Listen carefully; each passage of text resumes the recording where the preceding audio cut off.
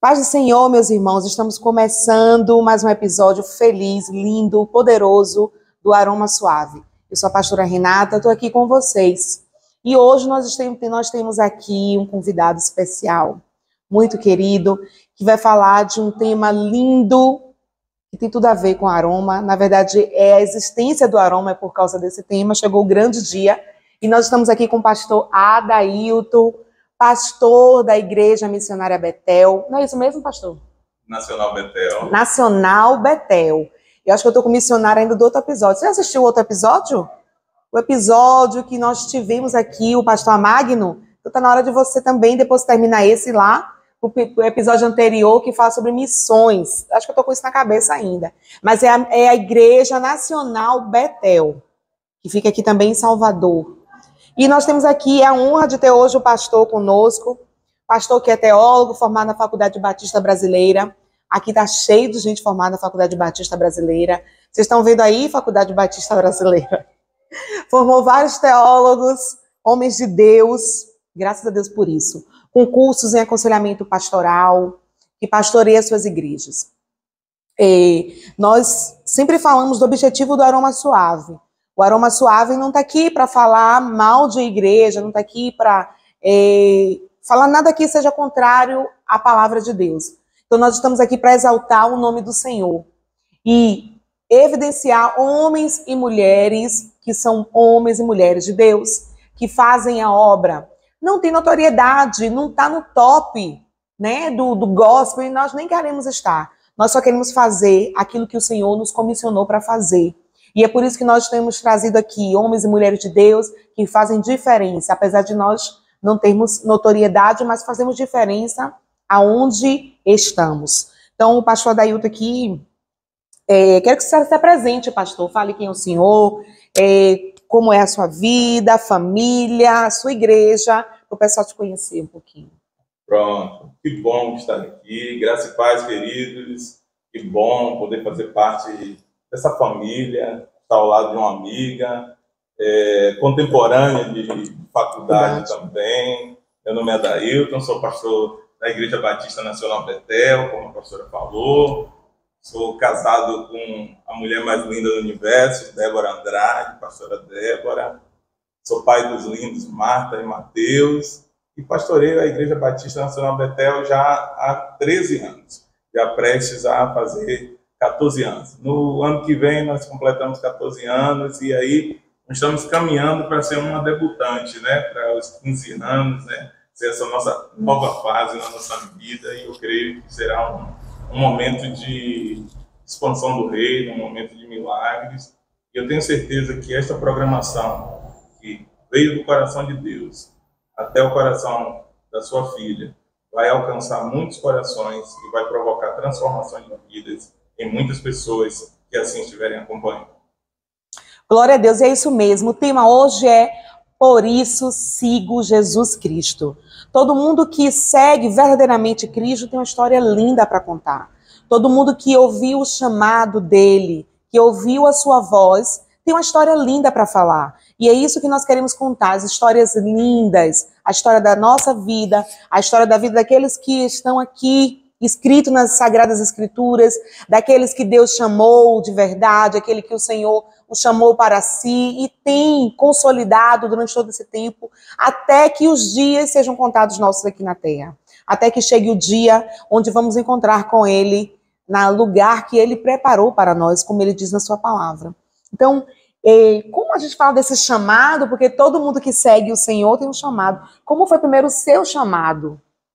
A sua história. Eu digo que é a minha história de amor com o Senhor, quando eu lembro da forma como eu corri atrás de Jesus, quando descobri que Ele era. Porque, pastor, as pessoas falam de Jesus, mas não conhecem. Quem fala contra a palavra de Deus, contra a igreja do Senhor instituída na terra, é porque não conhece realmente as Escrituras. Porque quem lê e quem conhece se rende a tudo que está aqui. Então, como foi o seu chamado? Falar sobre chamado é algo assim que até me emociona, porque o meu chamado não inicia quando eu me tornei membro de uma igreja evangélica, mas iniciou ainda muito jovem.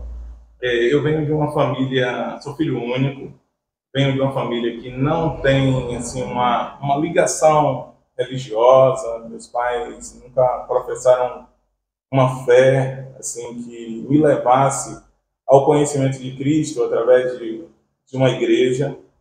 Mas aos 13 anos, por conta própria, eu decidi começar a buscar a Deus nas minhas orações em casa. E o interessante é que, a partir daí, eu senti o desejo de frequentar algum local em que se falasse desse amor e dessa graça que me preencheria e me tornaria uma pessoa melhor. Sim. E eu escolhi a Igreja Católica. Interessante que eu escolhi a Igreja Católica e tudo aquilo que eu iniciei na minha vida, pastora, eu segui assim muito a fundo, segui com muita dedicação, com muita ousadia e fui até onde eu conseguiria chegar.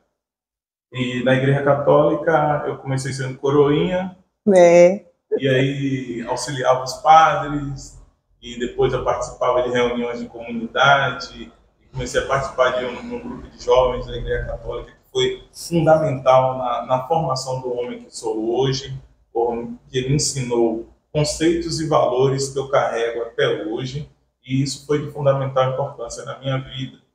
E cheguei até ser seminarista católico, tinha algo no meu coração, o desejo de ser padre, mas eu não nasci para o sacerdócio como padre, e o celibatário não faz parte da minha vida, né? Por isso que Deus colocou uma esposa maravilhosa, a qual, no final desse ano, eu estou fazendo 25 anos de casados e felizes.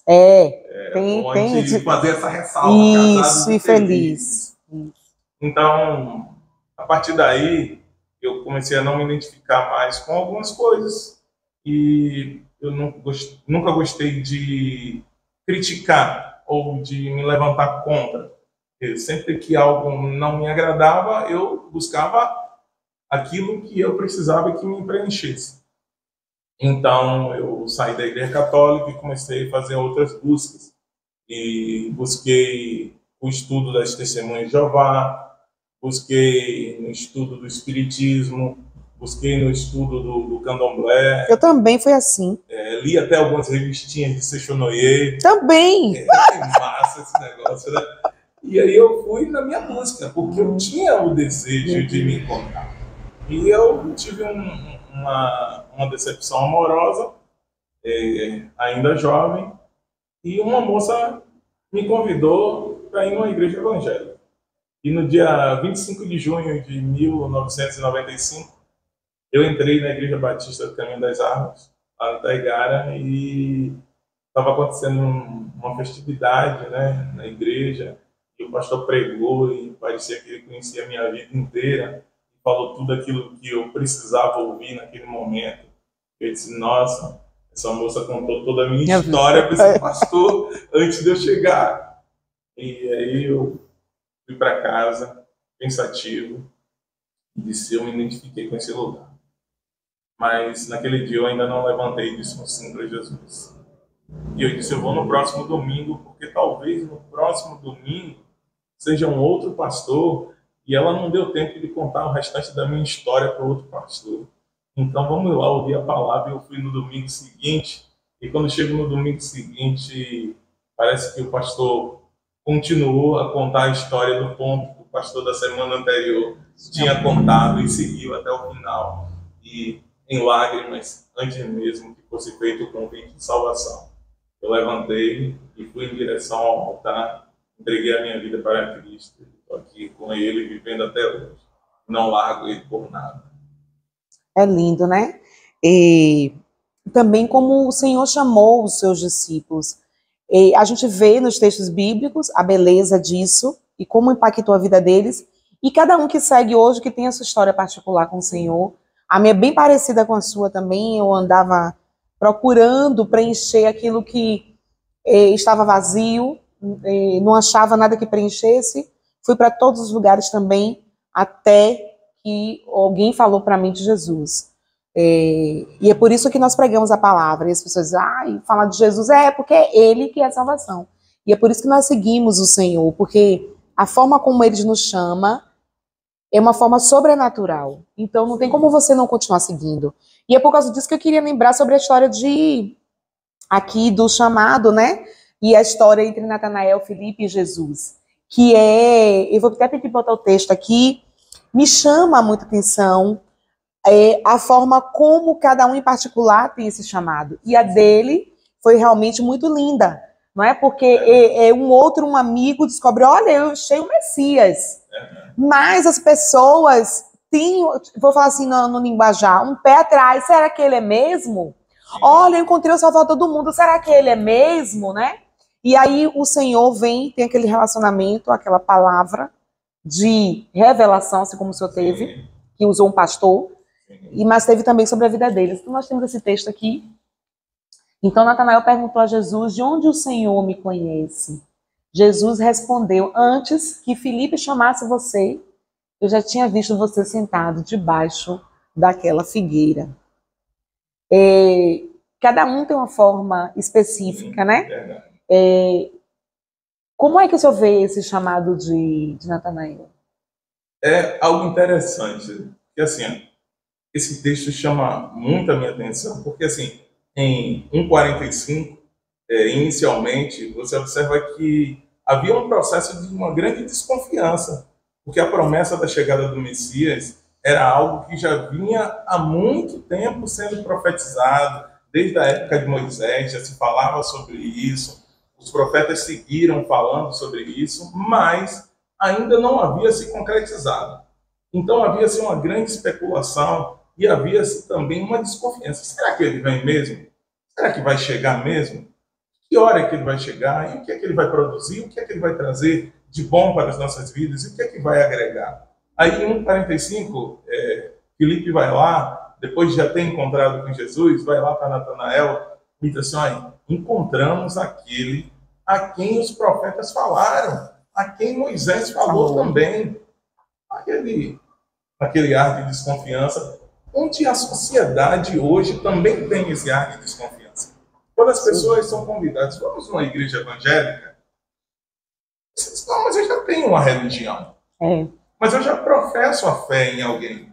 Então a mesma desconfiança que Natanael tinha naquela época, as pessoas têm nos dias de hoje. As pessoas têm a mesma desconfiança que Natanael tinha. Mas o convite é muito maior do que o que a gente possa imaginar. O que é interessante de tudo isso é que quando Natanael disse, porventura pode vir alguma coisa boa de lá de Nazaré? Aí Filipe ousadamente disse, venha e veja. O interessante de tudo isso é que ele estava convicto de que havia encontrado a quem os profetas haviam falado, a quem também Moisés tinha falado antes. Ele tinha uma convicção. E se nós estamos aqui falando desse Cristo hoje, é porque nós temos a plena convicção, não do que ouvimos pessoas nos ensinar no passado, não das pessoas que nos ensinaram, ou talvez até a frequentar uma igreja, ou a ter uma religião, mas nós tivemos um relacionamento. Porque existe uma grande diferença entre viver experiências e relacionamento. Experiência pode ser uma única vez, pode ser 2, 3, 4, 5 vezes, mas relacionamento não. Relacionamento é algo duradouro. E o relacionamento com Cristo é um relacionamento eterno. Eu tenho plena convicção que depois que ele entrou na minha vida, é algo que eu não quero jamais que saia de mim. Porque de tudo aquilo que eu tenho vivido, que eu tenho crido e que eu tenho experimentado, a presença do Cristo na minha vida é o que vale mais. Exatamente. E hoje a gente vê assim, existem problemas na igreja. O que o senhor acha? Que onde estão os cernes dos problemas? Porque as pessoas acham que não devem ir, não é? Acha que pode fazer, ter esse relacionamento apenas em casa. É claro que a gente sabe que o relacionamento no nosso lar é essencial. Você precisa ter esse relacionamento onde você estiver, no seu trabalho, né, lá dentro de um hospital, se você estiver precisando, dentro de um banco, fazendo mercado, onde você estiver, a gente precisa continuar mantendo esse relacionamento. Sim. Inclusive no lugar de adoração que o Senhor estipulou, ele instituiu, a verdade é essa. Mas o que o senhor acha que hoje os problemas contemporâneos que as pessoas têm dificuldades atuais hoje, né, de buscar o Senhor? Porque assim, O lugar onde a gente acha que a gente vai falar de Jesus é na igreja, né? Sim. Exemplo, quando eu tive essa mesma história, então eu era evangelizada. A minha amiga de trabalho, Ana Rita, um beijo, cheiro. Você está assistindo, Ana Rita, Aroma Suave? Ela me evangelizava. E eu comecei a ouvir de Cristo e teve um impacto na minha vida. Então eu disse, agora eu preciso procurar a igreja, porque é lá que eu vou aprender a respeito dele, né? Então o que o senhor acha assim, quais são as dificuldades hoje que as pessoas têm para ir à igreja? Olha, eu percebo, pastora, que há uma necessidade de uma quebra de paradigmas, porque ainda estamos vivendo um momento muito semelhante aos momentos em que Cristo viveu aqui na Terra, andando como homem. E isso dificulta que as pessoas se aproximem de Cristo e o percebam como de fato ele é. Então, assim, uma das coisas que eu tenho uma percepção é que as pessoas continuam buscando Cristo pelo que ele pode proporcionar. Então, a gente percebe que em Mateus 14, após a morte de João Batista, aí o texto vai se prolongando, depois ele fala sobre a multiplicação dos pães e peixes, né? E depois Jesus tira um momento para que ele possa orar sozinho. Sim. E aquela multidão toda estava seguindo Jesus simplesmente pelo que Jesus pode proporcionar. Aí Jesus tira o seu momento de intimidade particular, mas ele diz aos discípulos, peguem o barquinho e sigam para outra margem, para o outro lado. Só que do final da tarde até alta madrugada, eles continuavam remando. E eles se sentiram sozinhos e abandonados. E eles já não conheciam mais a figura de Jesus.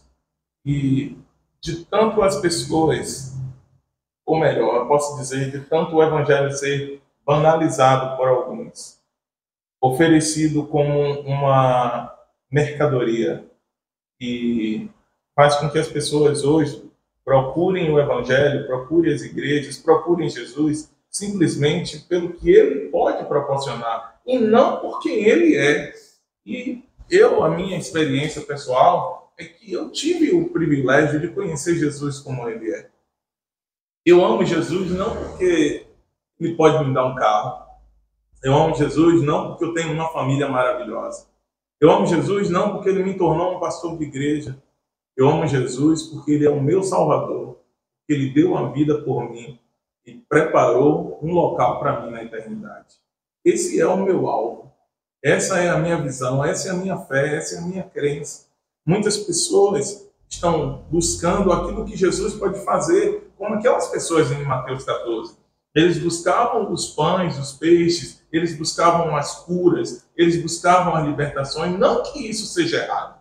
Não que isso seja errado. Mas isso é consequência de alguém que, de fato, encontrou com Cristo. Porque se você encontrou com Cristo, todas as coisas vão ser acrescentadas. Não apenas as coisas espirituais, mas as coisas materiais também. Então, hoje, esse evangelho que está sendo apresentado na mídia, esse evangelho descomprometido, sem compromisso, evangelho que não confronta. Porque o evangelho que não confronta, ele não nos muda. O evangelho, ele precisa nos confrontar. A gente precisa conhecer o Cristo que confronta. O interessante é que, nesse texto que nós lemos, que foi exibido, é algo assim fantástico, porque assim, o primeiro confronto de Natanael foi esse. Jesus disse, eu te vi. Você estava lá sentado. Aí ele disse, Jesus disse para ele assim, você é de fato um israelita sincero. Sem dolo a nenhum. Sinceridade não há dolo na sua vida. Não há dolo na sua vida. Mas a proposta que eu tenho para fazer para você é muito maior do que ser alguém sem dolo, sem culpa. É de ser alguém santo. É de ser alguém transformado. Alguém que vive relacionamento. E eu assim costumo sempre dizer que 8:32 de João é assim fantástico. Quando desconhecereis a verdade, e a verdade vos libertará. Porque o que é conhecer a verdade? O termo conhecer na Bíblia significa relação íntima. E conheceu Adão, a Eva e gerou, e conheceu Eucana, a Ana e gerou, e conheceu Caim, a sua mulher, e gerou. Ou seja, conhecer é relação íntima. E Jesus, em 8,32, nos convida a conhecê-lo. Ou seja, ele está dizendo, tenha uma relação de intimidade comigo. Você que está aí do outro lado, será que você já teve essa relação de intimidade com ele? Se não teve, através do aroma suave, você vai ter essa oportunidade essa noite. Vai ter sim. E nesse texto é interessante porque todas as pessoas que vêm a Cristo, elas precisam saber que Jesus as conhece. Sim. Então eu entendia que ele me conhecia. Eu não o conhecia, mas ele me... E mesmo sem entendimento nenhum da palavra, eu percebi que ele me conhecia. Porque Deus vai usar pessoas para você entender isso, não é? Que ele te conhece, mas você não conhece. Então ficamos desesperados, apaixonados para conhecer ele, porque ele é poderoso. E por falar nisso, no texto em João, no livro de João, é que fala dessa essência de quem é esse nosso Jesus, que as pessoas não conhecem. O Jesus que é pregado hoje é o Jesus que pode dar coisas e que vai te fazer feliz. Mas o Jesus que nós conhecemos não é. Por isso que é muito difícil seguir o Senhor, né? Só que esse Jesus que nós conhecemos, ele não é aquele homem que fica pregado na cruz e fica lá e a gente, na paixão de Cristo, chora e sofre, não.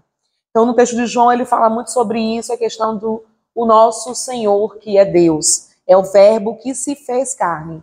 O verbo que é a palavra, aquele que gera, mas que ele agora é como nós, é como homem, está no meio de nós, mas ele é cheio de graça, ele é cheio de verdade. E nós podemos ver e eles, os discípulos e todo aquele povo do primeiro século, viu a glória dele como a glória que ele é o único do Pai. Esse é o texto que está em João e que fala desse Senhor que estava conosco e que é Deus. E que as pessoas, como os fariseus, não deram crédito a isso, não é? Por ele estar conosco. Da mesma forma que as pessoas não dão crédito à igreja e por causa de algumas pessoas que tem lá e que a própria igreja adverte, também não quer dar crédito à igreja como se não fosse possível a igreja hoje atuar, não é? Atuar para o reino de Deus. Mas o nosso Cristo, que parecia um homem comum, né? Eu queria só falar sobre isso. Jesus Cristo, ele parecia um homem comum, ele tinha fome, ele tinha sede, ele tinha sono. É isso que a palavra diz a respeito dele. Mas ele era Deus.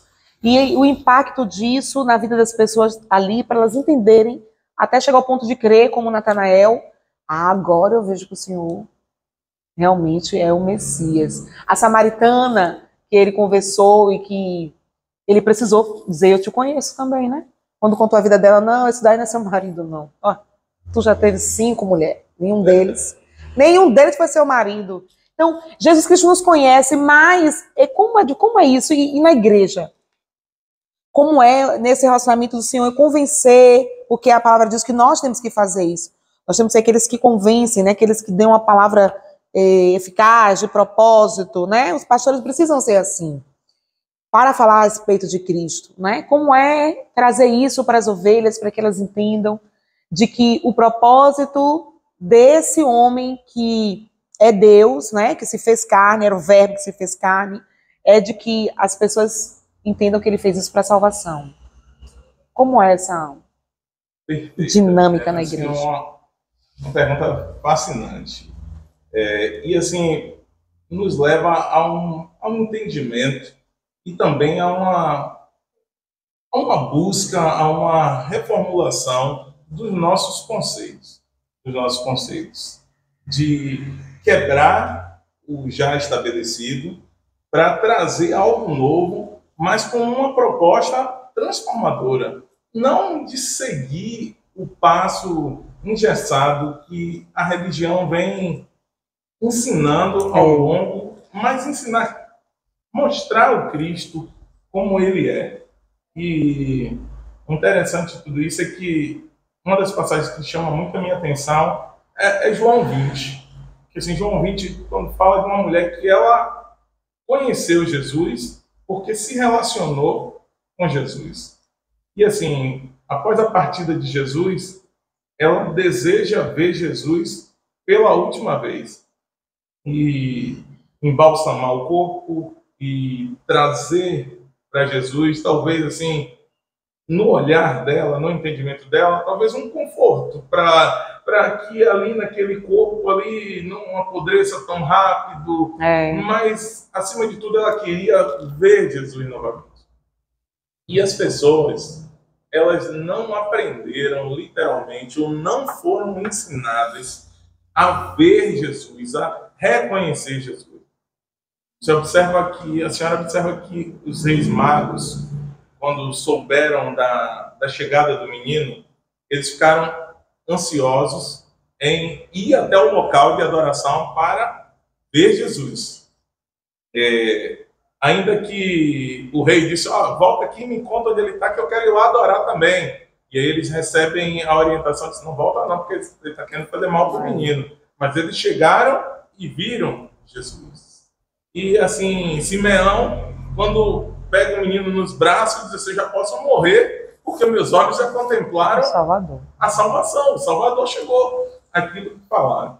Então, assim, hoje, nós, evangélicos, ou a maioria deles, estamos muito preocupados em contar as histórias da antiga aliança, não que não sejam importantes, não é isso que eu estou dizendo. As histórias da antiga aliança são extremamente importantes. Mas a igreja de hoje, a igreja do século XXI, ela carece de conhecer Jesus. Ela carece de conhecer Jesus. Porque se fala tanto de Abraão, de Isaac, de Jacó, mas o interessante de tudo isso é que não está escrito Abraão estará convosco todos os dias. Jacó estará convosco todos os dias. Davi estará convosco todos os dias. Mas Jesus diz, eis que estarei convosco todos os dias até a consumação do século. Ou seja, nós estamos participando de uma história onde o autor e o personagem principal da história está presente. Pense aí. Então, qual é o papel da igreja hoje? O papel da igreja é tornar Jesus conhecido. Importa que ele cresça e nós venhamos diminuir. Não é o nome de Adailton, não é o nome da igreja que eu pastoreio, é o nome de Jesus. O nome de Jesus tem que sempre estar à minha frente. E esse nome provocará transformação em muitas pessoas. E se eu conseguir a minha missão aqui na Terra, que é levar esta palavra, fazer com que o nome do Senhor seja conhecido e que as pessoas sejam alcançadas, porque quem transforma é o Senhor. Eu sou apenas mais um que vai levar Jesus e a palavra de salvação para que essas pessoas o aceitem e sejam transformadas por ele. E a partir daí, o Espírito Santo, que convence o homem do pecado, da justiça e do juízo, vai fazer essa metanoia, essa mudança. O termo metanoia não é um termo teológico, é um termo filosófico, mas a carta aos Romanos, no capítulo 12, versículo 2, fala sobre mudança de mente. Mudança de mente. Então é uma metanoia, é uma transformação, é uma mudança interna da forma de pensar. É quebrar os conceitos que foram internalizados e que são ruins e que trazem julgos, dores internalizadas. Pessoas que hoje vivem um Jesus que é escravizador ou pensam que Jesus é um Jesus escravizador, quando na verdade Jesus é um Deus de libertação que traz uma nova história para a sua vida, querido. Que traz uma nova história para as nossas vidas, que está escrevendo até hoje uma nova história na minha vida, porque o processo de mudança não é um processo de um dia só, mas é um processo continuado. E voltando a João 20, nós vamos ver que existem pessoas que as experiências são diferentes. Nós vemos que quando Maria chega ao túmulo, ela vê, não entra e volta para contar. Pedro sai correndo, o outro discípulo sai correndo à frente, passa Pedro, chega lá na frente, para, olha, não entra. Pedro vem depois, entra. Se relacionou com o local do milagre. Ou seja, muitas pessoas estão se relacionando com o local do milagre. Bom só falar nisso, porque é o que eu vejo hoje, a dificuldade, que eu ia perguntar isso, o senhor falou agora sobre o local do milagre. Sim. As pessoas vão, a multidão corre para o local do milagre, né? Porque aquele local é o local do milagre. Também fazem do templo, determinado templo, só existe Jesus naquele lugar. Também tem isso, né? Que é errado, porque as pessoas são assim, são exageradas, são extremistas. Ou é tudo ou é nada, não é? Ou é tudo revelação, ou é tudo só palavra, ou é tudo só louvor. As pessoas não conseguem fazer o equilíbrio entre as coisas de Deus, né? Então, hoje a gente vê que as pessoas estão correndo para o local do milagre e estão querendo só o milagre. E aí não estão querendo Jesus. Mas aí o pessoal diz, mas ninguém prega. Ninguém prega Jesus hoje. Eu vejo nos comentários das coisas. Pronto, lá na Igreja Batista Nacional Betel, prega Jesus. Só que as pessoas estão como essa hoje. Vire dos Vários Batistas São Marcos também prega Jesus. Só que hoje a dificuldade, e isso eu também, é que as pessoas estão correndo para o milagre. E qual o local do milagre? Qual o problema disso hoje para o Evangelho? De correr só para esse local do milagre? Perfeito. É uma excelente colocação. E assim, eu vou seguir em Maria. Sim. Vou seguir em Maria. Pedro corre, o discípulo corre mais que Pedro, só que ele para, observa o local do milagre, não entra. E interessante é que depois que Pedro entrou, o discípulo foi lá e entrou também. Voltam os dois. E depois que passa tudo, volta Maria já fragilizada, mais frágil por ser mulher, e talvez não tenha o mesmo ritmo de corrida que eles tinham, né? Só que ao entrar, Maria fragilizada, ela fica ali aguardando como se naquele local houvesse ainda uma esperança. E Maria começa a dialogar ali com os anjos e de repente ela se depara com Jesus. E ela não conhece Jesus. Mas quando Jesus diz Maria, a voz perfeita e suave do Mestre soa aos seus ouvidos como a melhor coisa que ela tinha visto e ouvido naquele momento.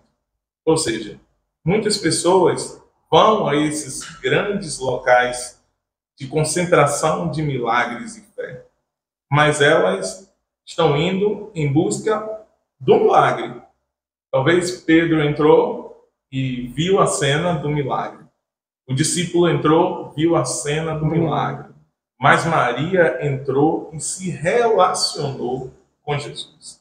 Então, o relacionamento com Jesus é um relacionamento transformador. Quando ele disse Maria, ela automaticamente disse Rabone, mestre. Automaticamente, Maria teve a percepção que ela estava diante de quem poderia transformar as suas vidas. Mas hoje nós estamos vivendo uma geração, perdoe-me o termo, mas de muita charlatania, onde, infelizmente, pessoas têm utilizado a fé como uma ferramenta mercadológica, onde esta fé tem sido comercializada e as pessoas acabam sendo enganadas. E o Evangelho acaba, de alguma forma, perdendo a credibilidade. E quem é de fato sério? E quem de fato é de verdade? Quem de fato prega o Evangelho da verdade, o Evangelho transformador, acaba sendo limitado ou julgado ou nivelado com aqueles que não são. Então, é por isso que eu continuo afirmando que nós precisamos apresentar Jesus para essas pessoas, porque eu tenho um hábito de dizer que 50% das pessoas que estão na igreja, eles estão por causa de Jesus. E os outros 50% estão por causa da senhora, por causa de mim e por causa de outros pastores. Pastor, que audácia é essa, você dizer isso aí? Será que não estamos sendo muito audacioso em dizer isso? Não. Não estou sendo audacioso. Sabe por quê? A Bíblia diz, ferirás o pastor e as ovelhas se dispersarão.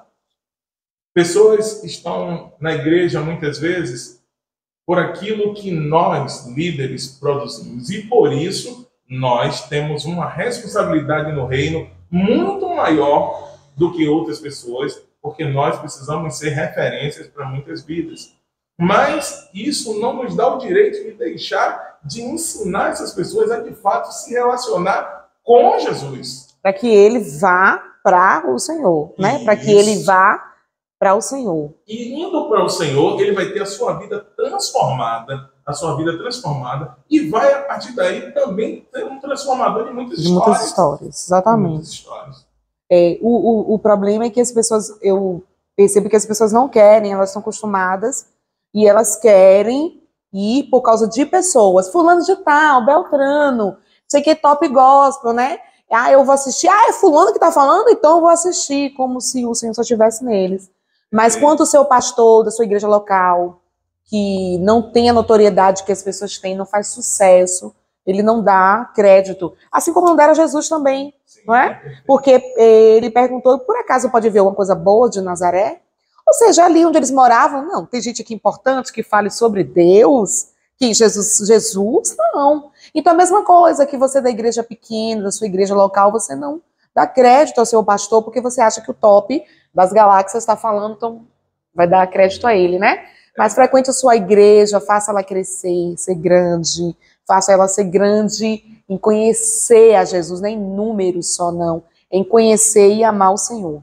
Minha pastora, é interessante fazer uma ressalva, assim, contribuir com isso que a senhora falou, porque assim, eu ouvi uma ministração alguns anos atrás e o pastor dizia assim, pastor bom é o pastor que te suporta. É, verdade. Pastor bom é o pastor que te suporta. E eu disse assim, nossa, que coragem desse irmão, desse pastor dizer isso. Aí ele disse, pastor bom é aquele que no dia que morre alguém da tua família, que ele está lá no sepultamento. Isso, chorando junto. É na hora que o pau quebra em casa e você diz, pastor, o pau está quebrando. E aí o pastor larga tudo e vai lá ajudar. Pastor bom é aquele que na hora que os filhos estão prestes a desviar do caminho, ele vai lá, acolhe, abraça e traz de volta. Esse é o pastor bom.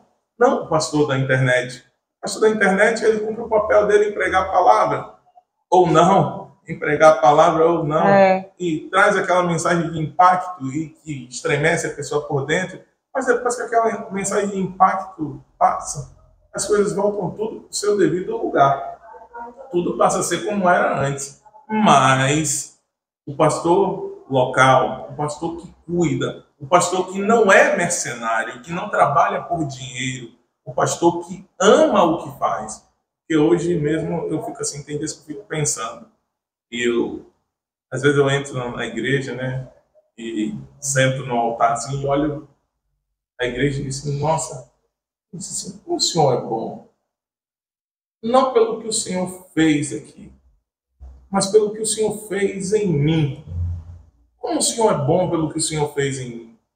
E aí eu fico assim, imaginando, eu disse, através do que o Senhor fez em mim, o Senhor tem feito muita coisa aqui e tem me feito amar essas pessoas que são tão imperfeitas quanto eu sou. Isso. Mas que hoje eu não conseguiria mais não amar, ou não cuidar, ou não pastorear. Se eu desejasse hoje deixar de ser pastor, eu não conseguiria mais, porque o ministério é a vida. Minha vida está atrelada ao ministério. Exato. Eu não conseguiria mais deixar de servir a Deus, servir a Jesus, de me relacionar com Jesus como eu me relaciono. Isso eu falo sobre isso, é questão de viver igreja. Sim. Porque como que você vai colocar todas essas coisas que o Senhor nos ensina em prática se a gente não convive? Se a gente não passa por esses dilemas, se a gente não perdoa, se a gente não ama, não é? As pessoas hoje não querem porque elas tiveram algum tipo de dificuldade e elas não conseguiram perdoar, não conseguiram suportar, não conseguiram viver isso e acham que por causa disso não deve existir a igreja, né? Porque existe tipo de gente e tal. Só que a verdade é que nós vamos construir esse relacionamento com base na palavra, naquilo que está escrito. Sim. Então hoje algumas dificuldades que eu vejo que as pessoas têm é porque tiveram alguma frustração e não querem viver a igreja, mas esqueceram daquele que instituiu e que ele é poderoso para transformar.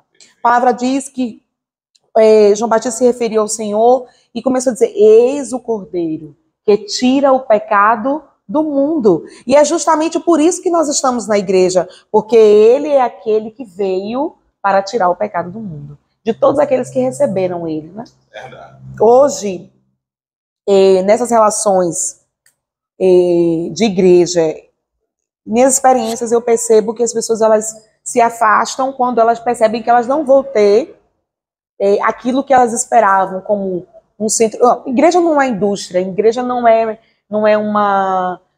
um comércio, igreja não é uma empresa que, eu quero isso, eu vou lá e tenho. Não, é um relacionamento. Quando as pessoas percebem, lá não tem aquela campanha que eu vou ficar rico, então vaza, vai embora, né? Acontece também porque as pessoas estão acostumadas com isso. Isso foi pregado tanto de forma errônea, né? Que hoje as pessoas estão acostumadas com isso. Lá não tem cura, não. Se você pensa assim, pensa que aqui é um lugar de, né? Pode fazer. Não é assim. Nós somos guiados e movidos pelo Espírito Santo de Deus. Faz se quiser. Se não quiser, não faz nada, né? Então é a mesma coisa. Eu tenho também essa sensação. Chegar lá, não tem revelação. Então cai fora. Como é isso? Como é que o senhor sente? E essas dificuldades, que pastor também tem dificuldade, né?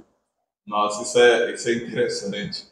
E eu vou me basear em uma passagem interessante, duas passagens interessantes da Bíblia.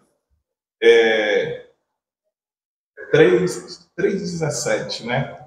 3:17 de Mateus. É interessante porque, assim, João Batista viveu um dos momentos mais incríveis que um homem possa viver.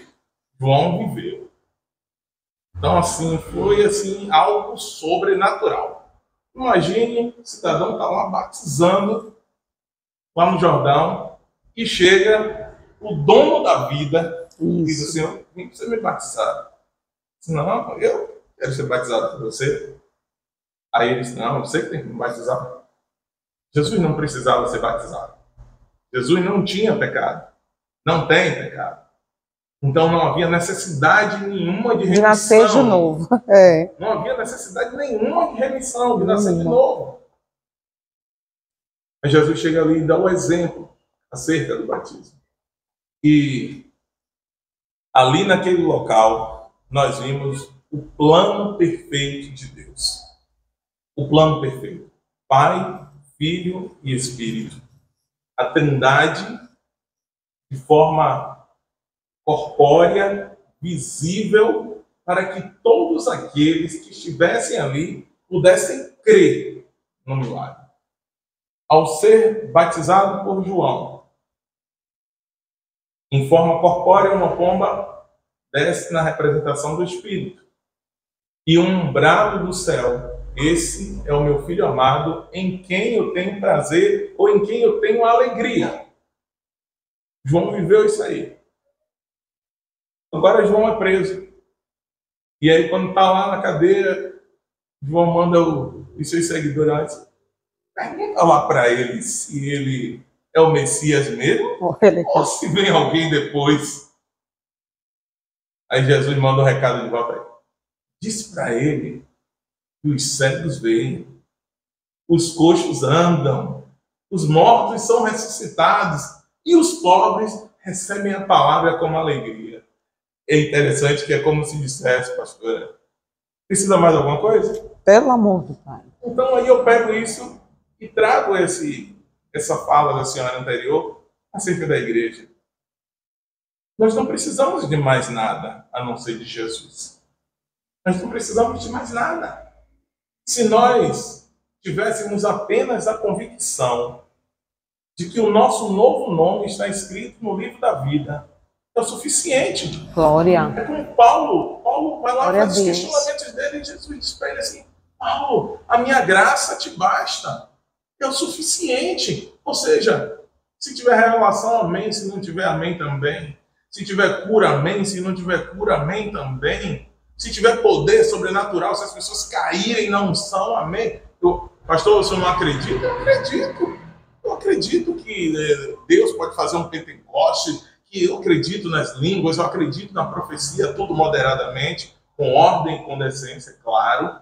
E o meu Deus não é um Deus bagunceiro e, com todo respeito às demais religiões, aos que têm práticas e formas de cultuar diferentes da nossa, eu não estou indo de encontro à sua forma de cultuar, eu respeito plenamente a sua forma de cultuar, mas eu tenho que expressar o meu entendimento, até porque foi para isso que nós estamos nos reunimos aqui, reunidos no Aroma Suave. Nós estamos aqui como pensadores, trocando ideias acerca do reino para que haja crescimento. Tanto aqui, eu sei que está vendo aqui, tanto de lá para cá, como daqui para lá, como lá do outro lado. Muito, né? Muito mesmo. Então, essa questão a gente precisa entender que, eu costumo dizer na nossa igreja, na nossa comunidade, isso, irmão, profecia, revelação, não é uma regra, é uma exceção. Se tiver, amém. Se não tiver, amém também. Aí, pastor, eu não estou vindo mais aqui porque aqui não tem profecia. Disse, irmão, me conta esse negócio direito aí que eu preciso corrigir. Não tem profecia aqui, não? Não. Leu a palavra? Algum culto você veio aqui que não teve pregação da palavra? Se teve, me avisa que eu preciso orientar o obreiro, que ele precisa estar mais atento a isso. Ou se foi eu vou também estar mais atento acerca disso. Mas se teve pregação da palavra, tem profecia. A maior profecia está aqui, ó, na nossa frente. E acessível a qualquer ser humano. A maior profecia aqui, de Gênesis a Apocalipse, você encontra tudo aquilo que você precisa. Mano, se você é solteiro, até como cortejar uma moça aqui na Bíblia conta. É verdade. Você quer cortejar uma moça? Se atentem à palavra. Vai lá no especialista Salomão, mano. Exato. E aí ele vai lá e vai te ensinar tudo. Moça, você quer dizer uma palavra agradável com o rapaz? A Bíblia ensina. Mas o melhor de tudo é conhecer Jesus. A palavra que estava com Deus e hoje foi encarnada, caminhou entre nós e continua conosco, porque Ele nos prometeu. Eis que estarei convosco todos os dias até a consumação do século. Então eu creio que essa questão da profecia, da revelação, do milagre, essa busca excessiva pelo milagre, é algo assim. E olha, pastora, assim, isso é um assunto tão interessante que, assim, algumas pessoas se decepcionam com o evangelho, porque eles vão em busca do milagre. E aí o milagre aconteceu na vida de João, mas não aconteceu na vida de Ana. E aí Ana fica extremamente decepcionada. Por que Ana fica decepcionada? Porque ela disse, João recebeu a cura, e eu não recebi a cura. Mas talvez a busca de João tenha sido uma, e a de Ana tenha sido ou a vontade soberana de Deus. A vontade soberana de Deus. Perfeito. Fechou com chave de ouro. Eu ia fazer essa pincelada no final. Mas é isso. É porque eu vou na frente falando demais. Não deixa o meu entrevistado falar, até completar. Estou apaixonado. É porque nós somos apaixonados. E queremos que você que está aí do outro lado se torne apaixonado. E conheça a verdade, não é, pastor? Porque se você se atentar à palavra, não vai ser essa pessoa decepcionada e frustrada com o evangelho. Como foram aqueles homens que, quando Jesus Cristo morreu, mas Jesus Cristo disse que ele ia morrer. Ele disse, olha, esse templo vai ser destruído, reconstruído. Aí o pessoal, ele falou, e o pessoal não entendia. E aí, quando Jesus morreu na cruz, todo mundo ficou para baixo, deprimido, decepcionado. Mas o Senhor já tinha dito, não é? E as pessoas ficam assim hoje, não aconteceu comigo, eu não tive a mudança na minha vida como eu gostaria, com a família, com o filho, seja quem for. Mas o que Jesus veio trazer, e é que o Senhor está falando aqui, e que me deixa emocionada, exaltada em querer falar, é que ele veio trazer salvação para a sua pobre alma, para a minha pobre alma. Não é verdade? Então as pessoas estão na igreja atrás de coisas que o Senhor não vai dar. Então, por isso que as pessoas se aproveitam. Aí chegam os charlatões, os lobos, e a pessoa cai. Mas se ela estivesse aqui amparada na palavra, que abre os nossos olhos, que traz para a nossa alma a verdade, né? Que conecta com o nosso espírito, então nós não viveríamos. E não daria hoje para a igreja esse pesar de que a igreja não serve. A igreja do Senhor serve. Sim, sim. Não é? A igreja do Senhor funciona. A igreja do Senhor continua a mesma igreja. Não é verdade? Mas continue, meu pastor. E essa questão da igreja, mesmo com as suas dificuldades e limitações, porque é uma instituição como outra instituição e que tem acertos e tem erros. Então, assim, talvez você que está aí do outro lado esteja ouvindo essa nossa fala, esse nosso diálogo, esse nosso bate-papo. Você até tenha se decepcionado em algum momento com a igreja. E eu quero dizer para você que em vários momentos me decepcionei com a igreja. E em vários momentos eu até pensei em desistir, acerca de decepções. Mas, assim, o interessante de tudo isso é que naquele mesmo texto que eu citei anteriormente em João 14, ou melhor, Mateus 14, nesse mesmo texto de Mateus 14, quando fala que Jesus anda sobre o mar, o interessante de tudo é que Pedro foi desafiado a andar também. Sim. A andar também, porque ele só tinha uma opção. Ele só tinha uma opção. Ele disse, se tu és o Cristo, se é Jesus, deixa eu ir até ti andando sobre as águas. Ou seja, dentro dele, ele foi desafiado a ousar. E assim, enquanto os olhos dele estavam fitados em Jesus, ele literalmente andava sobre as águas. Irmãos, segundo as leis da física, é impossível um homem andar sobre as águas. É impossível um homem andar sobre as águas. Mas Jesus quebra as leis da física e faz algo totalmente diferente. Faz com que Pedro ande sobre as águas. Mas só que há momentos que as circunstâncias da vida vêm e nos afligem de tal maneira que faz a gente não ter a percepção que nós estamos sendo cuidados por Jesus. Mas Jesus não deixa de cuidar de nós. A igreja vai errar com você, como já errou comigo, como eu tenho certeza que já errou com a pastora. Não tenho dúvida. E quando nós também já erramos. E quanto nós já erramos com a igreja e com pessoas. Mas nós somos imperfeitos em busca da perfeição. Nós somos pessoas falhas, fracos, pecadores, mas o que nos identifica, o que nos torna o que nos santifica é o Senhor Jesus. Então, se os nossos olhos estiverem voltados para Jesus, eu tenho plena convicção que nós não olharemos para os defeitos de homens que são tão falhos como nós, ou até mesmo da instituição. Se nós voltarmos a nossa fé para Jesus, eu tenho plena convicção que nós superaremos as ondas fortes, as tempestades, os maremotos, os furacões, o Covid-19 que veio e desmotivou muita gente. Tem gente que até hoje está aí apegada aos cultos online. Graças a Deus que existem programações como o Aroma Suave, que chega na sua casa e traz vida para você. Mas eu quero dizer para você, se você está recebendo vida através dessa programação, eu lhe desafio a receber mais vida ainda, vindo aqui na Igreja Batista Lírio dos Vales, em São Marcos. Porque aqui você vai receber, além de uma palavra de vida, você vai receber um abraço caloroso. E nada troca o contato físico de um abraço. Se você se sentir abraçado aqui, você não vai querer mais sair desse lugar, viu? Eu já me sinto da casa.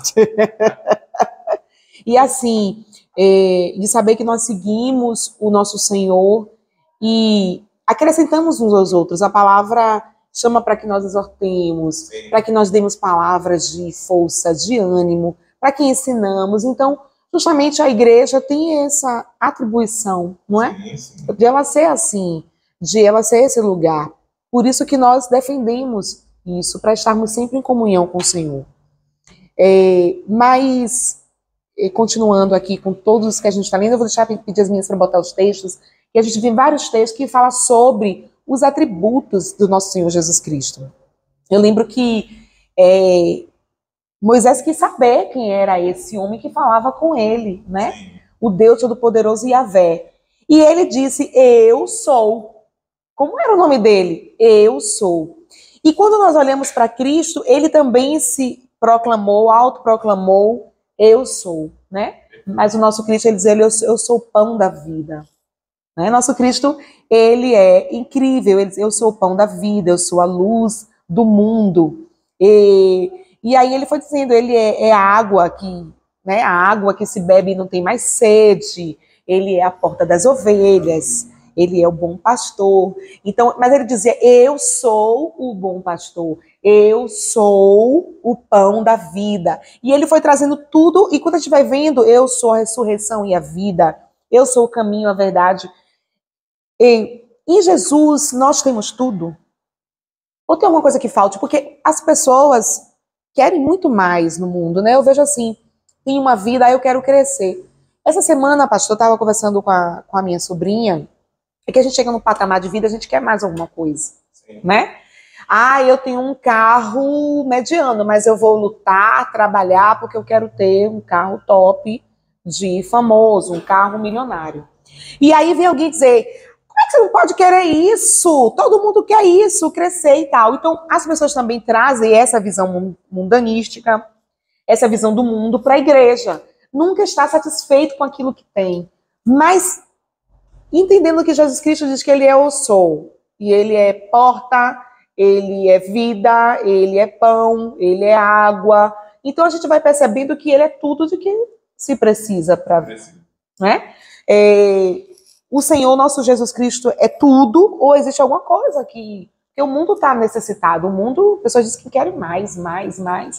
Lá, eu tenho essa percepção que os crentes também sentem isso, não estão satisfeitos ainda, a igreja nunca está satisfeita, Cristo tem que fazer coisas sobrenaturais para que as pessoas estejam dentro da igreja. O Senhor sente que as pessoas também estão assim, trazendo esse mundo para dentro da igreja? Eu percebo que, ao longo dos anos, foi se criando uma teologia muito voltada para as questões de prosperidade. E, assim, é muito peculiar para algumas pessoas, como uma ferramenta de atrair as pessoas para a igreja, né? Então, assim, como nós falávamos até anteriormente sobre questões de revelação. Então, assim, hoje se tem muito profissional da fé. O termo é esse mesmo. Eu não vou ficar meio comedido em falar acerca disso, mas na verdade são profissionais da fé. Quando a pregação não flui, aí entra a revelação. E aí, qual é o culto que não tem uma pessoa com dor de cabeça? Qual é o culto que não tem uma pessoa que está com um problema familiar? Qual é o culto que não tem uma pessoa que está com problema com o marido, com o filho, desempregado, com problema financeiro? Todo mundo! Tem alguém. Todos os cultos têm. E às vezes quem está com problema financeiro é o pastor. Porque o pastor também é uma alma e passa pelos mesmos sofrimentos e aflições que você passa. Exatamente. Tristeza, saudade. Angústia, saudade. Decepção. Fica deprimido, fica com raiva. O pastor também fica com raiva. Tudo igual. O pastor é um ser humano como um outro qualquer. Mas só que se criou esse factoide, essa coisa de que as pessoas têm que prosperar, têm que ser curadas. Então criou-se até cultos direcionados para isso. Então, assim, as pessoas vão para a igreja já em busca de algo, mas não em busca de alguém que é Cristo. Então, essa busca por esse algo, é errado, pastor, você desejar ter um carro bom? Não é errado você desejar ter um carro bom. Mas é errado você tirar a adoração ao Deus de Abraão, de Isaac, de Jacó, ao Cristo ressuscitado, para você se voltar única e exclusivamente fazendo o seu projeto de vida ter um carro. A igreja não é lugar para isso. A igreja não é lugar para isso. A gente trabalha, dizima, oferta, primicia, porque é bíblico, o dízimo é correto e não há nenhum erro nisso. Você dizima, oferta, primicia, abençoa a obra do Senhor, porque quando você... Não sei nem porque eu falei sobre isso, mas eu vou seguir nesse raciocínio para você que está do outro lado entender. Mas, assim, o Senhor deixou sobre nós a responsabilidade de manter as portas abertas aqui. Não foi para enriquecer homens, mas foi para manter as portas abertas para que pessoas encontrem cidades de refúgio, locais de acolhimento, para que as suas almas sejam tratadas. Então, por isso, as igrejas estão abertas. Mas a igreja, ela não pode ser o local da pulseirinha do amor, Exato. Da pulseirinha da prosperidade, do envelope da cura. Não. Você tem que apresentar Jesus, que é quem pode proporcionar todas essas coisas. Jesus não está barganhando uma oferta por uma cura. Jesus não está barganhando uma oferta para que você ganhe um carro. Exatamente. Jesus não está barganhando uma pulseirinha para que você receba uma palavra de impacto vinda de sei lá de quem. Não. Jesus quer que você conheça Ele como Ele é. Como Ele é. E que tenha aquilo que o mundo não vai te dar nunca. Não vai te dar nunca. Porque o que o Senhor tem, o mundo não dará, que é a salvação e a vida. E as igrejas ficam pregando de carro acaba, casa acaba, não é? Tudo isso é perecível. Mas aquilo que Ele tem, que ninguém pode dar a não ser Ele, não é? Porque Ele é igual ao Pai, Ele veio para nos dar essa vida eterna. Ele é maravilhoso, por isso que nós amamos o nosso Senhor. Aí as pessoas acham que na igreja vai ter que ter isso. Bom se eu falar sobre isso. Sim. Continue falando sobre isso, porque esse é o grande problema hoje que nós temos como pastores de pequenas igrejas, que as pessoas só creem naquelas que Deus pode dar. Sim, né? sim. E nós queremos falar a verdade. Olha, o que Deus pode te dar é a salvação da tua alma. Não É é? o principal, né? Que é tudo. E a senhora falou sobre na questão da antiga aliança, né? Então, assim, tem algo assim, interessante que eu queria contribuir também, Sim. Pegando esse gancho da antiga aliança, que é Moisés, ele viveu experiências maravilhosas com Deus. Foi. Mas, assim, teve um momento que Deus ficou chateado com o povo. Disse assim, eu vou mandar o meu anjo. Sim. Aí ele disse assim, ó, Sim. se a tua presença não for comigo, não me deixe nem sair daqui. É.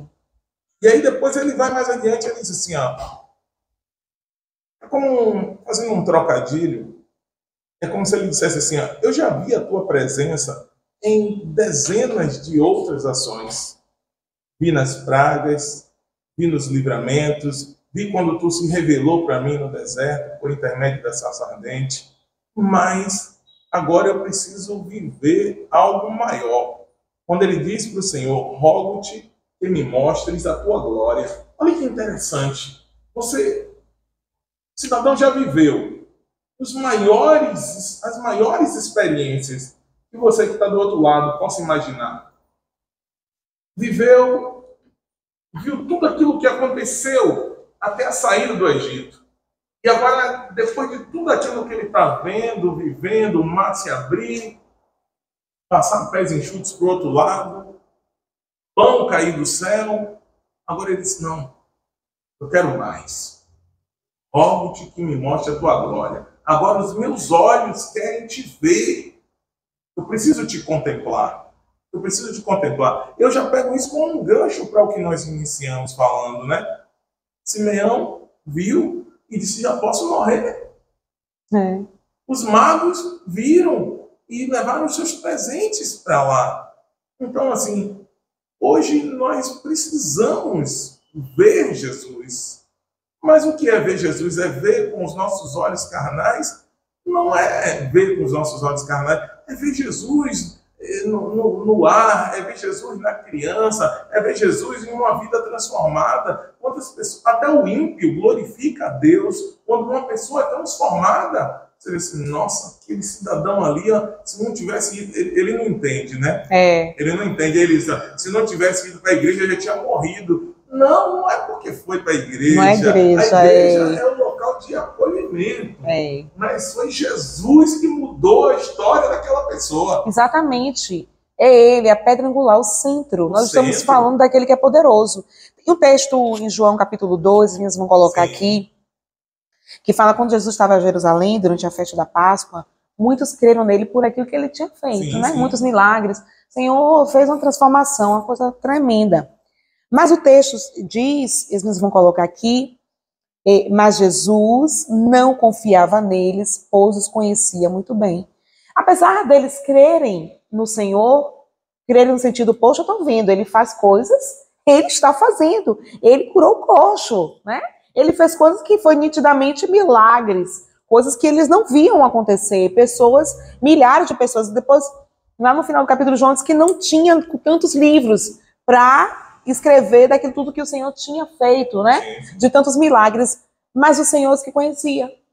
Será que essas pessoas, aquelas pessoas que estão sempre querendo só ver os milagres, eles creram naquilo que via, mas quando não visse mais, deixaram de crer?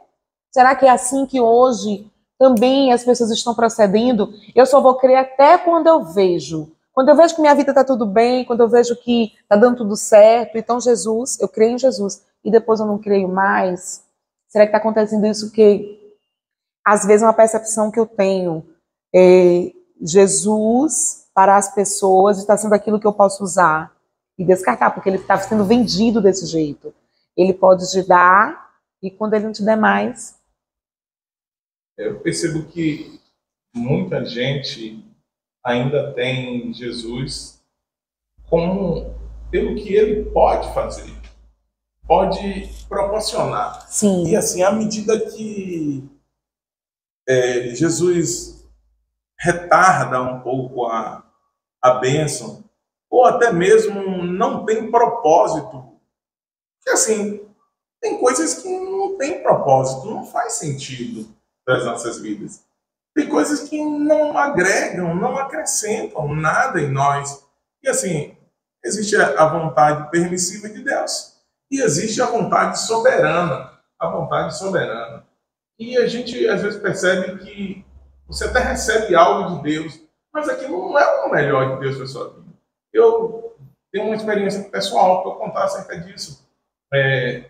Eu sou filho único e eu tinha um sonho de criança de ter uma moto. E eu cresci focado naquilo ali. Quando eu começar a trabalhar, eu comprar uma moto, aquela mesmo. E aí eu fui para a aeronáutica, e aí nunca tinha visto dinheiro daquele jeito. E aí passei um ano, depois enganjei, e depois, naquele período, meu salário triplicou. Eu disse, agora eu posso comprar uma moto. E aí, nas primeiras férias, tive aquele dinheirão, entrei no consórcio, dei um lance e comprei a moto. E o Senhor começou a me alertar. Eu comecei a ter uns sonhos, eu caindo, todo machucado, todo ralado, e todo quebrado, engessado. Eu disse, não, isso aqui minha mãe fica falando tanto para eu não comprar a moto, que ele está agorando, e por isso eu estou tendo esses sonhos. Mas era o Senhor me alertando. Mas eu insistentemente comprei a moto. E eu sofri 4 acidentes. Eita! O penúltimo quase foi fatal. Então, eu sofri um acidente aqui na Avenida São Rafael. Um carro, o trânsito não era como é hoje. Ele foi modificado há alguns anos. E um carro me pegou de frente. E eu tive derrame articular nesse braço. O médico disse que nunca mais eu iria movimentar esse braço. Eu perdi até a sensibilidade dos dedos. Eu não sentia nem cócegas nos dedos. E meu capacete rachou da pancada. E eu fui cheio de coágulos no cérebro. Terrível, terrível. E fiquei alguns anos tomando remédio de tarja preta para poder me recuperar desse acidente que eu sofri aqui na Avenida São Rafael. Bati a cabeça na quina do meio-fio, fui lançado cada pancada. E eu, quando eu estava naquele período de sofrimento, engordei, fiquei enorme, porque os remédios controlados nos incham muito. E naquele período de sofrimento eu comecei a lembrar de tudo que o Senhor vinha me falando antes do acidente acontecer. A vontade permissiva de Deus fez com que eu comprasse a moto, mas não foi a vontade soberana. Mas em consequência das minhas escolhas, as minhas escolhas geraram um acidente que quase ceifava a minha vida, ou até mesmo me tornaria um inutilizado, paralítico com 19 anos. Mas Ainda assim, meu Deus foi misericordioso comigo, estendeu as suas mãos para mim e me curou de um problema, de uma lesão no tendão, que os médicos disseram que não poderia nem fazer cirurgia. E eu tomei algumas injeções, algumas infiltrações no braço, e depois de algum tempo eu comecei a sentir formigamento e cócega nas mãos. Hoje eu faço atividade física, pego 50, 60 quilos e na atividade física e não sinto nada. Graças a Deus. Porque o meu Deus estendeu as mãos e me curou e me trouxe paz. Mas o que é que eu quero dizer para você? Que muitas vezes essas coisas acontecem na vida da gente como um alerta, para que a gente não siga por determinados caminhos, não faça determinadas escolhas que vão gerar consequências, e muitas vezes consequências extremamente desagradáveis. Então a gente tem que focar em Jesus como o Salvador, não aquilo que Ele pode lhe proporcionar, ou aquilo que Ele venha te permitir que aconteça na tua vida e que aparentemente, entre aspas, pareça bom, porque nem tudo aquilo que a gente recebe é de fato para a edificação das nossas vidas. A única coisa que a gente recebe e que é eterno e é para a salvação da nossa alma é Jesus. E quando a gente recebe Jesus, a gente está fazendo uma aliança não apenas para esta vida, mas para a vida eterna. Tem um texto em 1 João, no capítulo 5, que fala sobre isso. O testemunho é este, que Deus nos deu a vida eterna. E esta vida está no seu Filho. E as pessoas dizem, porque você, a sua religião, não, nós cremos que nós só temos essa vida eterna através de Cristo Jesus. Porque Deus otorgou o seu Filho para que nos desse isso, por isso Jesus Cristo tabernaculou conosco. Essa palavra mesmo. Então, eu quero que você continue aqui conosco, no Aroma Suave. Não saia daí. Vá fazer sua faxina, vá cuidar de sua casa, vá trabalhar, entre no seu carro, pegue seu buzu, faça o que você quiser, mas não saia, fique aqui com a gente no Aroma Suave. Então, pastor, Jesus Cristo falava a respeito da sua natureza divina com os discípulos, com aqueles que estavam ali. E eles começaram a dizer que aquele discurso do Senhor era um duro discurso. Então, ele percebeu que os discípulos começavam a abandonar ele. E no próprio livro de João fala sobre isso. Ele diz que muitos discípulos começaram a abandonar, já não andavam com ele. Então, Jesus Cristo perguntou aos 12, aqueles que já foram chamados, que conheciam que estavam andando com o Senhor, porventura quereis vós também outros retirar-vos? Ou seja, vocês também vão sair junto com aqueles outros? Nós temos visto que a igreja hoje do Senhor, quando as pessoas recebem esse discurso duro, ou qualquer outra coisa que aconteça, elas não querem mais andar. Aí elas usam que estão com Cristo, mas não estão no lugar onde o Senhor os colocou cada pessoa. Nós devemos estar num lugar de adoração para cumprir uma função específica, não é? No corpo de Cristo, quando chama do corpo de Cristo. Então elas acham que isso não é abandonar, sair, não estar na igreja, elas, na cabeça delas, acho que não, mas as escrituras falam ao contrário disso, não é? Então, isso as pessoas, eu acho que isso é correto ainda, as pessoas fazerem isso, apesar que já estamos tendo e temos visto que isso, que não, mas as pessoas usam desses sentimentos, né? Ou porque alguém disse isso, então ela tira essa conclusão e faz isso. Então o Senhor perguntou, assim como perguntou a Pedro, e ele teve essa resposta, né? Tremenda, que é o sentimento daquele que o Senhor já falou que conhece a Cristo. Como é que o Senhor vê isso aí hoje? Há um excesso de sensibilidade. Eu acredito que hoje as pessoas ficaram tão sensíveis que elas começam a procurar instituições, igrejas que se adaptem àquilo que eles querem. E hoje há um extenso número de igrejas e cada uma com uma formatação diferente, parece que com o intuito de acolher e abrigar cada tipo de pessoa. E com isso a gente percebe que as pessoas vão perdendo o foco da sã doutrina, que é mudança de vida, porque o evangelho é para a transformação de vida. Boa notícia.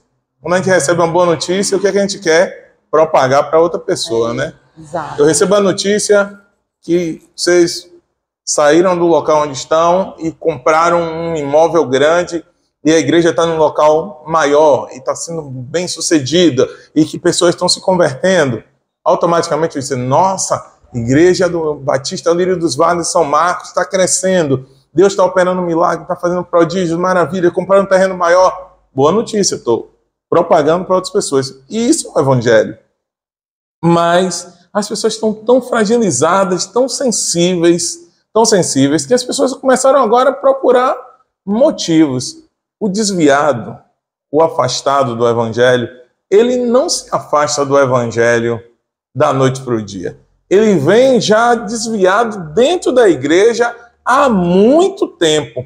E ele espera apenas um discurso um pouco mais duro, um discurso de confronto. Ele diz, aquilo ali foi para mim, eu não vou mais naquela igreja, o pastor sabe da minha vida, direcionou aquela palavra para mim, me machucou, fez sofrer. E aí ele vai lá, encontra um mercenário que não é pastor, mas que vê ele como a galinha dos ovos de ouro, porque só está interessado nas finanças, e aí acolhe ele cheio de defeitos, cheio de erros, não confronta, faz uma maquiagem exterior, mas por dentro não há uma verdadeira transformação. E isso é por isso que nós vemos igrejas que estão cheias de pessoas, mas essas igrejas não estão com um crescimento ideal. Elas estão inchadas, cheias de pessoas doentes, em estado terminal e que não querem ser tratadas.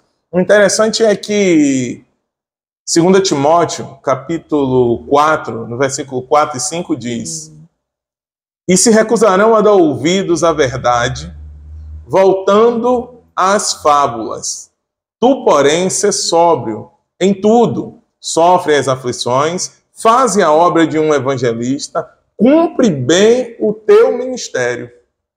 E no versículo 3 ainda é mais enfático, ele diz, porque virá tempo em que não suportarão a sã doutrina, mas tendo coceira nos ouvidos, se cercarão de mestres segundo as suas próprias cobiças. Ou seja, escolhendo para si pessoas que falem de fato aquilo que eles querem ouvir, não o que eles precisam ouvir. Então a gente está vivendo um momento muito difícil, porque assim como nós começamos a falar no início, que havia nos tempos de Jesus um momento de desconfiança, hoje não há um momento mais de desconfiança, hoje há um momento de sensibilidade. Os crentes super sensíveis. Porque, pastora, a senhora pode observar que as igrejas pararam de crescer. Hoje há uma migração de crentes de uma igreja para outra. E essa migração faz com que alguém passe 6 meses aqui e aí o pastor aperta, corrige, ajusta e a pessoa não quer passar pelo ciclo que precisa passar para se tornar uma pessoa melhor. E aí ele é convidado para outro lugar, automaticamente alguém já pega, já dá um cargo, já bota em cima do altar, já faz determinado tipo de coisa e faz com que essa pessoa passe a adoecer outras pessoas. Se nós soubéssemos, nós que somos líderes, nós somos pastores, o quanto é perigoso uma pessoa não tratada sob o altar da igreja, a gente teria muito mais cuidado com essas pessoas, para que essas pessoas não fossem instrumentos de, até mesmo de maldição sobre muitas pessoas, porque pessoas feridas ferem, pessoas saradas saram. É porque assim, tem muitas controvérsias em relação a isso, principalmente quando é famoso, a pessoa tem talentos assim, tipo, para cantar, para pregar, então acho que a pessoa, só porque tem esses talentos, ela tem que ir direto para o púlpito, né? E a gente tem visto pessoas que não estão preparadas, que tem que ter uma preparação para isso. Você vê nesse texto, onde Jesus Cristo pergunta, o próprio Simão Pedro, ele não estava preparado ainda, porque depois o Senhor fala a respeito dele, né? Que ele nem era convertido. Mas, ao mesmo tempo, ele recebe ali a presença do Espírito Santo para falar coisas que, humanamente, ele não seria capaz de conhecer aquelas coisas, que são coisas do alto, do céu. Então, a gente entende que hoje as pessoas colocam no púlpito pessoas muito neófitas que não têm ainda a capacidade de estar ali espiritualmente, têm os talentos, mas a capacidade espiritual ainda não, a maturidade espiritual não chegou. Nós temos percebido que as pessoas vão por conta de outros interesses que não são os interesses que deveria ser, que é reino, não é? Que é amor pelas almas, amor pelas vidas.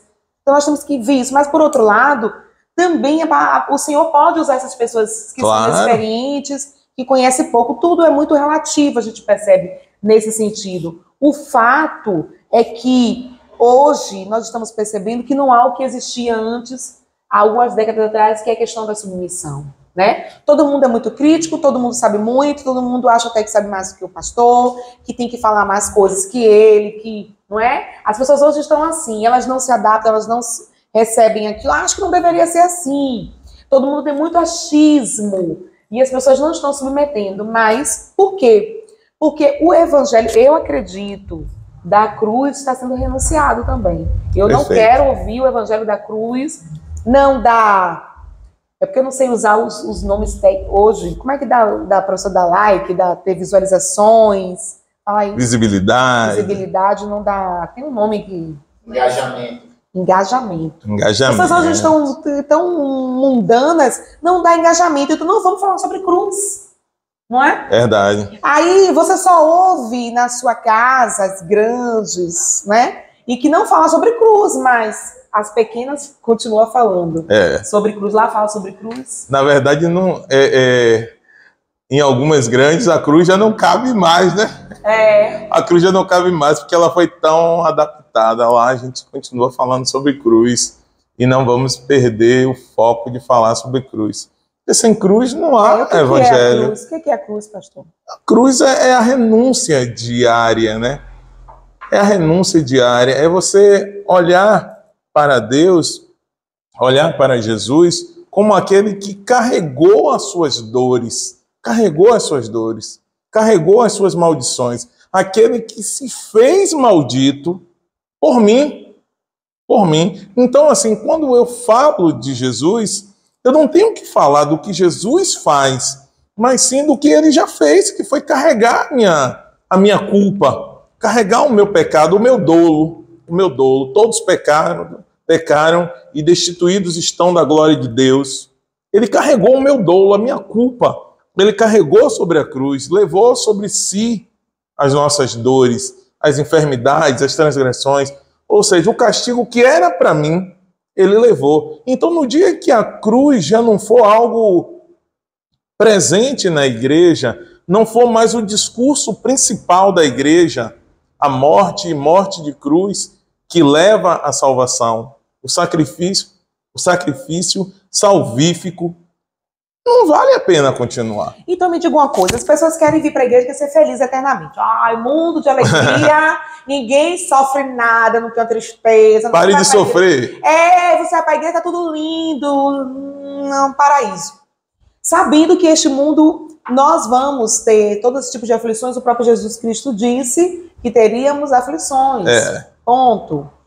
Carregamos a nossa própria cruz, não é? Então, significa que a gente vai, sim, sentir dores, padecer, decepções, dificuldades. Tudo que a gente entende que é de dor se refere à cruz, não é? Ou mais ou menos esse entendimento que a gente tem. Então, segue Jesus, pegue sua cruz e me siga. Jesus Cristo fala. A igreja hoje, ela pinta um evangelho de que você não pode sofrer nada, sentir nada. Ou seja, trazendo para a vida normal, a vida da pessoa, sobre renúncia, suportar. Você não acredita, você não quer aquilo, mas você precisa fazer. Isso cabe dentro de cruz, né? No ambiente de sua casa, no ambiente do seu trabalho, no ambiente da igreja. Isso cabe ser a sua cruz também, não é? Ou não? O processo de renúncia, ele começa dentro de casa. Na verdade, é porque as pessoas pensam que renunciar e carregar a cruz é algo que a gente faz somente aos domingos, quando a gente vem no culto. Eu costumo dizer lá na igreja que existem Bíblias que só saem de cima do rack de domingo em domingo. Só sai de domingo em domingo. E ainda precisa passar uma franela para poder tirar a poeira, porque estão extremamente empoeiradas. Porque, assim, é muito mais fácil você vir na igreja, sentar-se e ouvir um discurso pronto que se adapte ou não à sua realidade. Não estou dizendo que que o discurso da pregação não é válido. É válido, sim. Mas só que o discurso do domingo, tanto da escola bíblica dominical como do culto noturno, para mim, é insuficiente. Por que é insuficiente? Porque eu preciso ter as minhas próprias experiências com Cristo. Eu preciso carregar a minha cruz não só na presença do pastor, não só na presença da pastora, não só quando os obreiros estão reunidos ou quando o corpo está reunido, mas como é que eu tenho carregado a minha cruz em casa? Como é que eu tenho carregado a minha cruz no trabalho? Como é que eu tenho carregado a minha cruz no trânsito? Nem me fale disso. Como é? Quando vem aquele filho de Deus abençoado e te dá aquela fechada e você... Eu tô orando a Deus. Vigia, vaso. Então, carregar a cruz no trânsito é difícil. Carregar a cruz no trânsito. Carregar a cruz... Vigia, vaso, não. Carregar a cruz no supermercado é difícil. Carregar a cruz quando alguém... Pastor? Se você vai fazer supermercado, que vem aquele filho de Deus abençoado e bota o carrinho vazio na fila do supermercado e vai pegando as compras, vai pegando as compras assim, ó, e vai colocando e você tá lá com seu carrinho cheio assim. Aí ele deixa lá na frente e ele deixa lá e vai fazer no mercado e você esperando. Suado. E você tá ali carregando a sua cruz. Jesus, Jesus, me ajuda. E você tá ali dizendo, Jesus, me ajuda. E ele tá fazendo a compra. E o carrinho dele... Faço não, irmão. E o carrinho dele tá na fila, ó. O carrinho dele tá na fila. O carrinho dele tá na fila, né? Aí ele pega a criancinha pobre da criancinha, bota ali na fila, a criança tá ali segurando o carrinho ali. E ele tá lá. E o interessante... Ô, irmão, faço não, irmão. E o interessante de tudo isso, minha pastora, é que depois que o carrinho tá cheio, vem a esposa com outro carrinho e bota do lado. Junto. Você pensou que era um, agora são dois. Agora são dois. São dois carrinhos. E você tá ali carregando sua cruz ali, ó. Tá ali, ó. Essa não coração ali, ó. Não. Glória a Deus. Cheio de tristeza. E você tá cantando. Então minha alma canta-te, Senhor. Grandioso és tu. Grandioso és tu. Só ele pode ser grandioso. Carregar a cruz. Carregar a cruz no trânsito quando alguém te fecha. Carregar a cruz no trabalho quando alguém te calunia.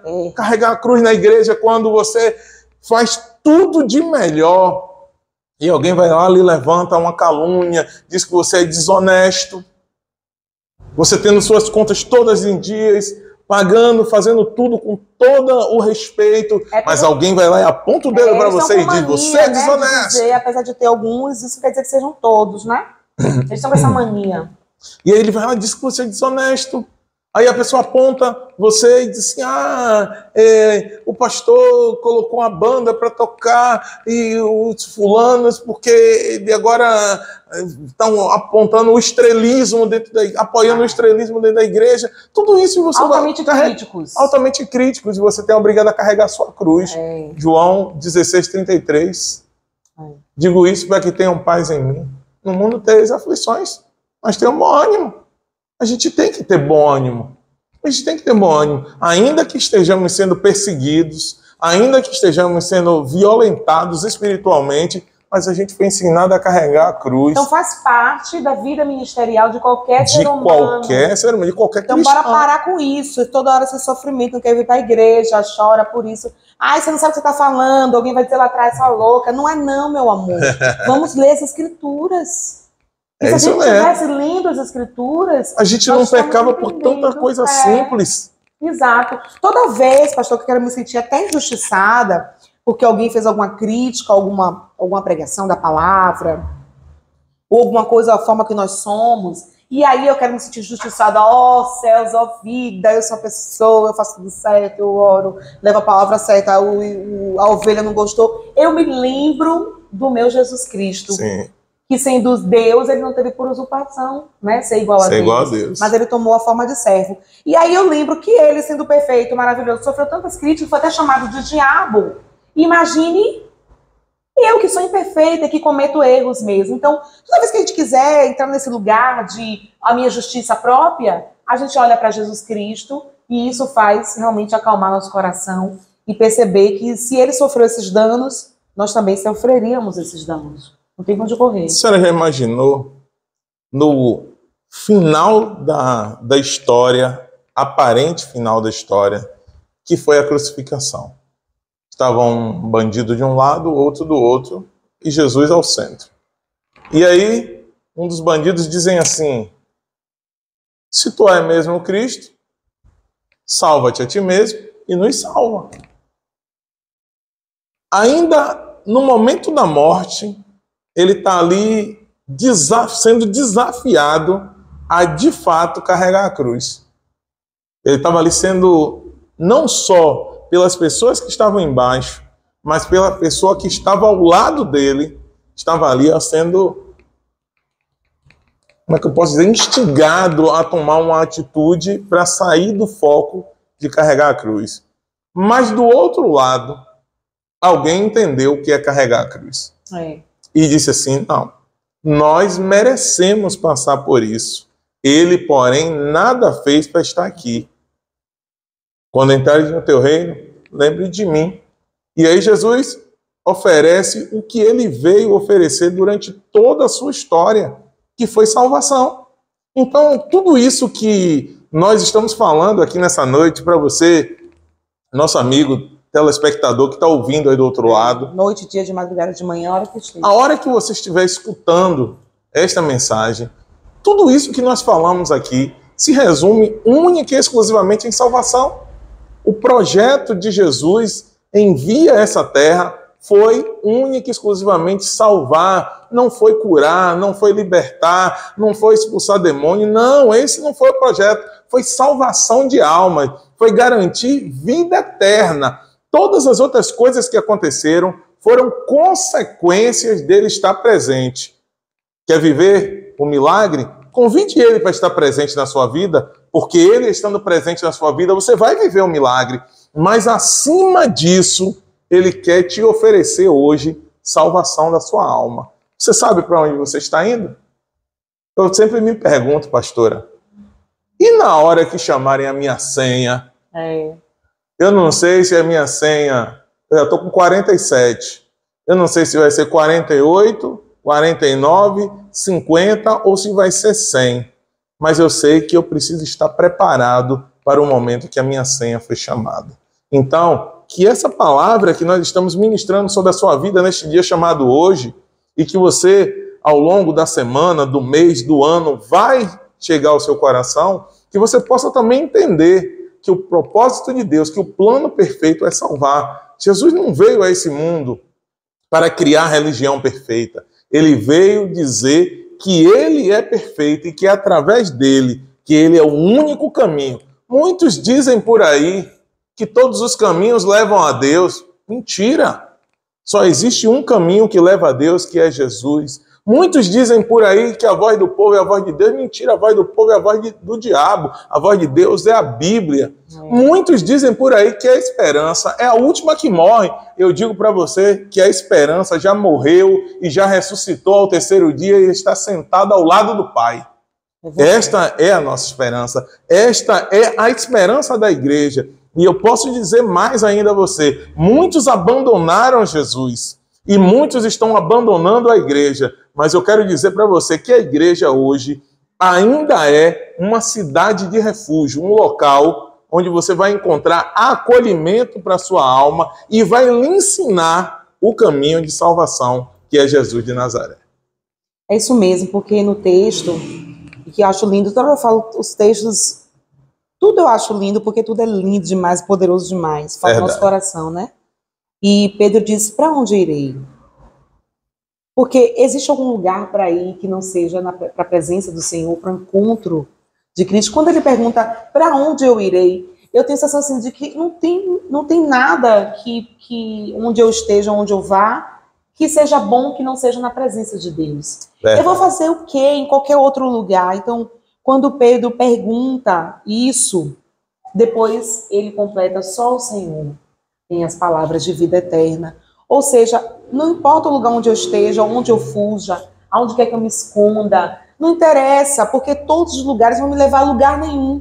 O único lugar que eu posso chegar, né, é em Cristo Jesus. É em Cristo Jesus. Então, essa pergunta e essa resposta tem um sentido tão profundo que a gente até é capaz de ficar pensando muito tempo: o que ele quis dizer isso? Para onde eu irei? Ou seja, não tem lugar nenhum para que a gente vá, que a gente esteja, que a gente fuja, que a gente corra, que não seja na presença do Senhor. Então, hoje, o que o pastor acabou de falar aqui é justamente essa necessidade que a gente tem, não de fugir do Senhor, mas de correr para Ele, de enfrentar os dilemas. Eu acho que hoje as pessoas estão muito emocionalmente abaladas, porque elas não entenderam isso. Verdade. Elas não entenderam que elas sozinhas realmente não conseguem, mas com o Senhor, elas são capazes de enfrentar todas as tormentas da vida, porque Sim. Ele está. Ele está, Ele diz que Ele está. Então, se o Senhor diz, é porque é. Quando fala sobre o nosso Cristo, e que Ele é o Verbo, e que Ele é Deus, e que Ele é a palavra da vida, a gente só tem duas opções, eu acredito. Quando você é chamado, quando você recebe o chamado, quando você ouve de Cristo, ou você confia, ou você não confia. Perfeito. Não tem meio termo. Sabe por quê, pastor? Eu ouvi alguém dizer assim: olha, a igreja é como se fosse um sapato, o sapato me acolheu, pegou os meus pés e acolheu, e foi maravilhoso. Só que chegou um tempo em que o meu pé cresceu. Então o pé dessa pessoa cresceu e a igreja não foi mais suficiente para essa pessoa, né? A igreja não era mais aquele lugar. Porque as pessoas dizem assim: a igreja, ela bitola minhas emoções. Aí eu tenho outros pensamentos avançados que a igreja não consegue alcançar, né? Ela é tão superior porque ela pode fazer outras coisas e o que a igreja traz é muito pouco. Então, ou seja, a igreja não é suficiente para essas pessoas. E aí, onde é que chega entre o confiar e o não confiar, entre o crer completamente que Jesus Cristo, Ele é tudo que a gente falou, Ele é eu sou, Ele é o eu sou, Sim. Ou Ele não é o eu sou. Então, que as pessoas, eu quero que o senhor fale sobre isso, nos esclareça, que as pessoas precisam entender: ela é ou ela não é, ou ela crê ou ela não crê. A igreja não pode ser boazinha e suficiente para você dos 10 aos 20, mas dos 20 aos 50, ela não é mais, né? Tipo assim, a igreja foi boa para mim até quando tive um tempo nela e depois eu percebi que... Então, o que o senhor pode falar a respeito disso? As pessoas hoje estão enganadas, elas estão correndo atrás de quê? O próprio Cristo, ele se autodenomina de tudo que ele é e é suficiente. O que as pessoas estão precisando mais? A igreja de hoje, a igreja do século XXI, eu tenho uma percepção que hoje ser crente virou um status. Virou um status, né? Então as pessoas têm muito prazer em dizer: eu sou crente, ou eu frequento a igreja do pastor fulano, principalmente se o pastor fulano for midiático, tiver visibilidade, tiver muitos likes, então, assim, gravar muitos reels. Então, é massa fazer parte de uma igreja dessa. Mas tem um detalhe. Congreguei em uma grande igreja e passei 12 anos na igreja, e eu entrava todos os dias e saía nos cultos e ninguém me conhecia.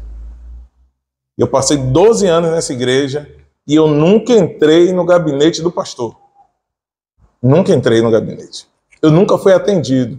E no dia que eu tentei ser atendido, tinha uma fila de mais de 30 e eu desisti. E eu voltei. Então, assim, é muito legal você ter a igreja que você entra, sai, tira uma fotinha, coloca no Insta, coloca no Face, coloca no status do WhatsApp. E você estava aqui, ó, quem pregou foi fulano, quem cantou foi fulano, mas você ouviu uma palavra, foi até ministrado, você até chorou, você até sentiu a presença, Eu não estou dizendo que você não sentiu a presença. Você chorou, você sentiu a presença, mas você não mudou. E aí você vai ter necessidade outras vezes de continuar indo nesse mesmo lugar. E o sapato vai começar a ficar apertado. Por quê? Você vai entrar e sair desse lugar várias vezes e você não vai mudar. Porque as coisas que você continua fazendo vai engordando o seu pé ou fazendo ele crescer e o sapato vai ficar apertado. Mas quando há transformação, acontece com você o que aconteceu com o povo de Israel. Os hebreus saíram do Egito, foram libertos do Egito, e as roupas cresciam à medida que eles cresciam, e os sapatos também cresciam à medida que os pés cresciam. Oh, glória. Então, Deus não é a nuvem que vai te seguir, nem a coluna de fogo que vai te seguir. É você que vai seguir a nuvem. É você que vai seguir a coluna. É você que vai seguir a estrela que vai levar até o local onde o menino nasceu. E isso vai fazer que o sapato nunca fique apertado. Ainda que as dificuldades venham, pastora. Ainda que as tribulações venham. Ainda até que o escândalo venha. Porque a Bíblia diz que o escândalo é inevitável. Vai haver escândalo em todo o tempo. Vai haver escândalo. Mas ai daquele por quem venha o escândalo. Então o que eu quero dizer para você? Se você achou que você está engessado ou que o sapato ficou apertado no seu pé, o problema não está no sapato, o problema está em você, porque talvez você esteja engordando demais, ou crescendo demais o seu eu, e já não cabe mais naquele local onde Deus determinou para você. Então, é necessário que você permita que Deus comece a te lapidar. E ser lapidado dói. E ser moldado dói. Ser moldado dói. Quer ver uma coisa? Experimente chegar num local, um ferreiro, você vai ver ele com uma marreta e um ferro, e ele batendo. E ele vai esquentar e bater. Vai passar pelo processo da forja. O que é forjar? Dar forma, dar um formato. Então, nosso caráter precisa ser forjado em Deus. E ser forjado em Deus não é algo fácil. Não é algo fácil. Olha, eu quero dizer para você que está nos escutando e para a pastora, que eu passei alguns anos, ou quase 2 anos dentro da igreja, que eu era atraído porque eu tive contato com o álcool muito pequeno. Então, o álcool foi um fator, assim, arrasador na minha vida. Então, assim, aos 18 anos, eu já bebia cachaça destilada. Ixi. Então, assim, com 15, os meninos diziam para comer um cachorro quente, eu dizia para tomar um tatuzinho e comer uma medida de amendoim torrado. Meu Deus! E tomar uma cerveja com 15 anos. Então, assim, o álcool ele foi assim, algo que me prendeu. E eu passei alguns anos, os 2 primeiros anos na igreja, e eu recebia uma palavra, ficava cheio do Espírito Santo e dizia, não vou beber nunca mais. Mas na hora que o cheiro da bebida entrava pelas minhas narinas, eu derretia. E eu recaía na bebida. E os 2 primeiros anos foi assim.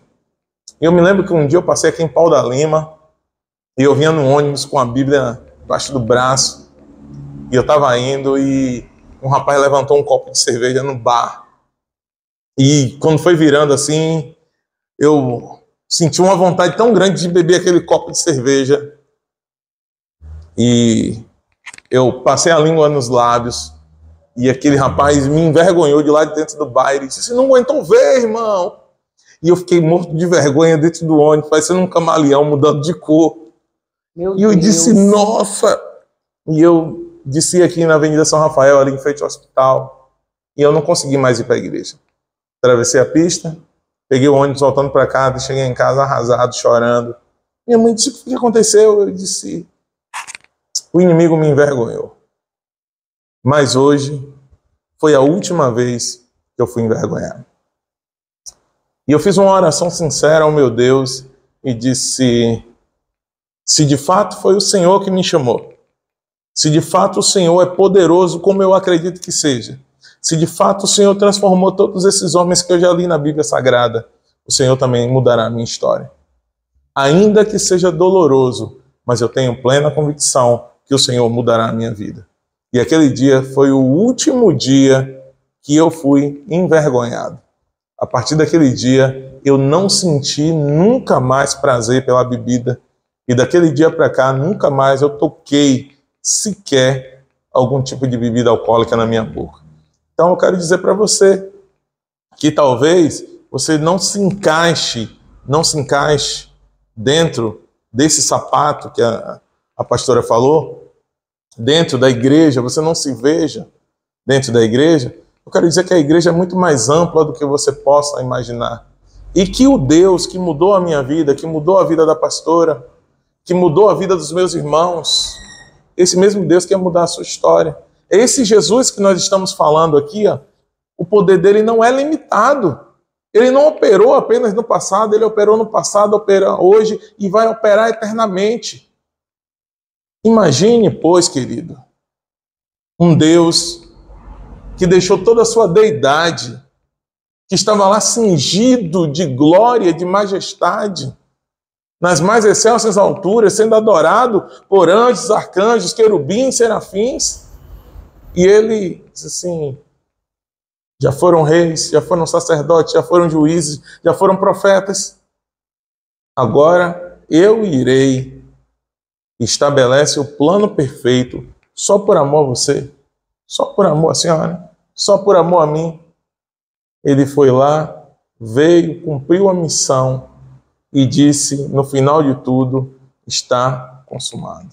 Então, um Deus como esse, a gente não tem que pensar nem duas vezes em aceitá-lo. A gente tem que, sinceramente, levantar as mãos para ele e dizer: entra no meu coração. Porque ele diz ainda assim: ó, eu não chamo você mais de servo, eu chamo você de amigo. E olha que interessante, né? Eu sou amigo do casal, pastor Renato, pastor Edissandro, mas o interessante de tudo é que amigo a gente escolhe. Irmão nasce do mesmo ventre, mas às vezes não é amigo. Se amam como irmão, fraterno, mas não é amigo. Mas amigo a gente escolhe. Ou seja, eu escolhi ser amigo de Jesus, mas antes de eu escolher, ele disse: eu te escolhi primeiro. Que coisa linda, que coisa maravilhosa. E a pessoa, pastora, ele dizer para a senhora: eu te escolhi primeiro. Antes de você dizer um sim, ele já tinha te escolhido. Eu os escolhi. Então foi ele que te escolheu. Se ele te escolheu, ele vai mudar a tua vida, vai te moldar, vai forjar o teu caráter e te transformar em uma pessoa melhor. É interessante isso, porque as pessoas hoje, elas se negam a ser transformadas. Na verdade, sim, a transformação é um processo espiritual, mas na parte humana e material você precisa dizer eu quero, não é? Então a palavra do Senhor disse: pedir e dar-se-vos-á. Se você quer, ele vai fazer aquilo acontecer na sua vida. Sim. As tentações, os vícios, eles são vencidos a partir do momento que a gente toma a decisão. Perfeito. Né? Eu não quero mais isso. Você tem entendimento, seus olhos foram abertos e a gente tem um pleno entendimento disso.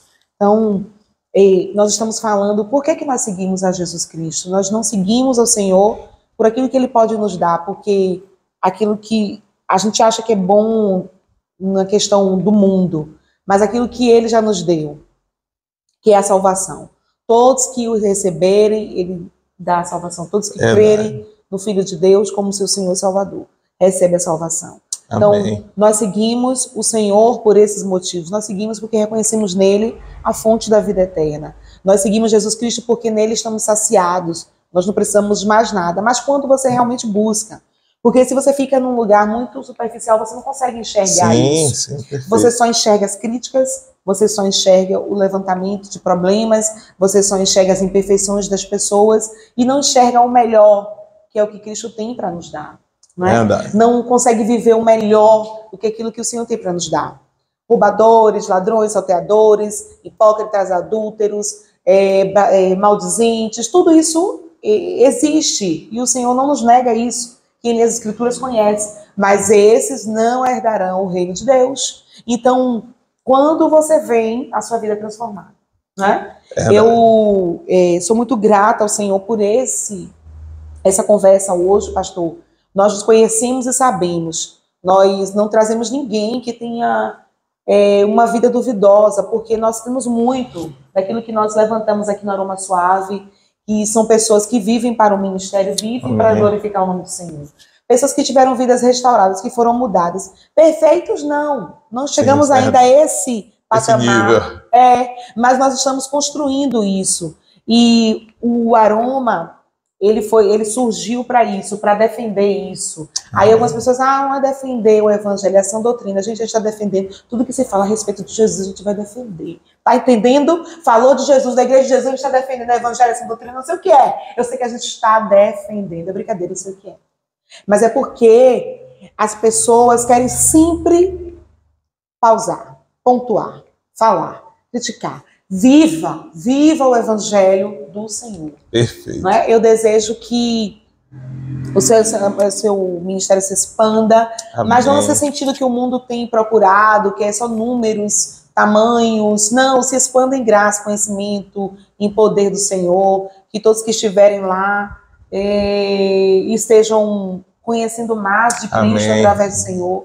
Os pastores têm responsabilidades. As pessoas hoje dizem que pastores são ladrões, só dá nome de título, isso é pastor. Pastor tem responsabilidade, pastor tem muito encargo, pastor chora, sofre, dá vida pelas ovelhas, se preocupa com o reino de Deus, se preocupa com almas, estuda a palavra, perde tempo, renuncia, abre mão dos prazeres do mundo. Ou seja, não é só o que as pessoas dizem, né? Eu posso dizer pelo pastor Dailton, nós conhecemos e sabemos disso, e muitos outros que são sinceros, são corretos, e é isso que nós temos. Agora eu vou perguntar uma coisa para o senhor, que a gente pergunta para todo mundo aqui, é que o aroma surgiu por causa do cheiro. Você tá vendo que tem um bocado de perfuminho aqui, os perfumes que a gente usa, que a gente gosta.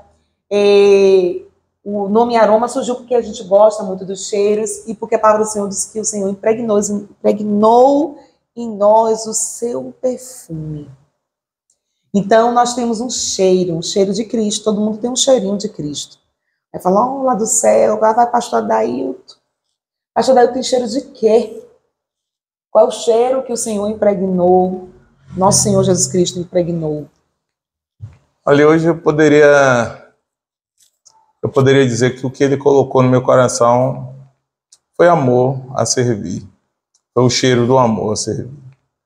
E ele trabalhou muito em mim a questão da comunicação. Eu era uma pessoa extremamente trancada no meu mundo e assim, prepotente, arrogante, cheio de mim mesmo. E assim, eu quase não cumprimentava as pessoas que passavam por mim. Hoje os meus filhos dizem assim, meu pai parece que é político, cara. Aí eu digo, por quê? Eu digo, por que, cara, você está dizendo isso? Ele disse, você parece que é político, todo mundo que pode ser tá. Aí eu disse, pô, cara, eu aprendi na Bíblia algo interessante, que a Bíblia diz assim, seguir a paz com todos e a santificação, sem a qual ninguém verá a Deus. Mas a gente só vai ver Deus lá na eternidade. Eu disse, não, nós vemos Deus aqui todos os dias, quando nós vemos o sorriso no rosto de alguém. Nós vemos Deus aqui todos os dias, quando a gente passa na rua e a gente vê um aflito e a gente estende as mãos. Nós vemos Deus todos os dias, quando a gente vê a moça da padaria zangada, e você diz, o que é que você tem, menina? E ela abre um sorriso e diz, estou triste. E você diz, eu vou orar por você. E ela se alegra e diz, ore mesmo. Então, Deus impregnou em mim o amor, e que me fez quebrar todos os meus medos, os meus traumas, as minhas dores, e me tornou uma pessoa melhor. Essa semana, finalizando a minha fala, semana passada, melhor dizendo, nós estávamos evangelizando e eu estava com um jovem, né? Cada um escolheu um par, né? E o jovem ficou sozinho. Eu disse, vem, rapaz, comigo, vamos comigo. Aí ele disse, pô, pastor, você quer que eu faça dupla com o senhor? Eu disse, quero, filho. Ele, mas eu não tenho experiência. Eu disse, nossa, eu também não. Aí eu disse, eu também não. Aí ele disse, você tá brincando comigo? Eu disse, eu também não, nós estamos aprendendo um com o outro, vamos trocando essas figurinhas aqui. E aí nós descemos evangelizando, né, com os folhetos. Ele um pouco mais tímido, eu um pouco mais falante. E aí vinha uma senhorinha com uma sacola enorme na cabeça e subindo uma ladeira. A gente ia descendo a ladeira para evangelizar e a senhorinha ia subindo, né? Aí eu acelerei os passos e fui lá. E ela disse, não precisa não. Eu disse, precisa? Aí peguei a sacola dela e pus na minha cabeça e subi. Eu disse, você vai levar para onde? Ela disse, eu vou levar lá pro final de linha, em uma ladeira abençoada. E eu subi com a sacola na mão e levei até lá em cima. Ela disse, pode deixar aí na porta dessa casa. Aí eu deixei na porta da casa e ela disse assim, você me conhece? Eu confesso a você que eu não tinha nem olhado para o rosto da pessoa, só para a necessidade. E aí ela disse, você me conhece? Eu disse, não estou lembrado não. Ela disse, você não me conhece? Aí eu olhei direito e disse, a senhora é uma fisionomia conhecida. Aí ela disse, sou amiga da sua tia. Aí ela até já partiu para a eternidade. Eu disse, agora eu me lembro, a senhora teve algumas vezes lá na nossa casa. Aí ela disse, foi. Ela disse, muito obrigado, meu filho, por ter me ajudado com essa sacola. Aí ela disse assim, poucas pessoas fariam isso. Aí eu disse para ela, evangelização termina com ação. O que a igreja do Senhor precisa? Ação. Mostrar para as pessoas que eu não sou um personagem no altar em que vou explodir milhares de rios pela internet, ou que vou ganhar dinheiro através dos vídeos que você vai assistir no YouTube, no Instagram, ou seja lá onde for. Não. Mostrar para você que eu sou uma pessoa falho como você, mas que Deus derramou uma dose do aroma suave do amor sobre o meu coração e que faz enxergar que um ser limitado, tratado pelas mãos de Deus, pode se tornar uma obra-prima na mão do Criador. Amém, é verdade. Eu vou ler um trechinho aqui, o Mano Elvis, ele marcou a mim, o pastor Edissandro, a esposa dele aqui, num trecho que foi ontem, não foi hoje, eu não sei, mas fala sobre o título O Chamado. Tudo a ver com o que a gente está falando aqui hoje. O Mano Elvis, né, não sabe que a gente está falando isso aqui hoje, mas ele fez. E diz assim, o chamado te persegue, te atrai, te constrói. Quem é chamado não é perfeito, muito menos é herói. É um ser humano comum, carregando algo maior. Às vezes cercado por muitos, muitas vezes luta só. O chamado é muito lindo, te dá um sentido na vida. Claro que tem dificuldade, não vou negar. Causa feridas. Junto com essas feridas, vem a cicatrização, o bálsamo de Gileade com o óleo da unção. E a unção é de quem mesmo? O dom, quem foi que deu? Se não lembrar a resposta, tu és chamado, mas se perdeu. Então, acabamos de entender um pouco mais o que está escrito, porque muitos são chamados, mas poucos são escolhidos. Talvez porque quem foi chamado tenha se ensoberbecido. Tudo é daquele, nada é seu. É aqui que eu termino. Eram só algumas frases, quase virou um hino. Glória a Deus.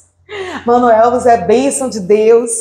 E lindo isso que ele fez realmente nesse processo. Muitas pessoas se ensoberbecem, caem, acham que o que tem é dela, mas tudo procede do Senhor e daquilo que Ele nos dá. E tudo é feito para a obra de Deus, tudo é feito para o louvor da glória do Senhor.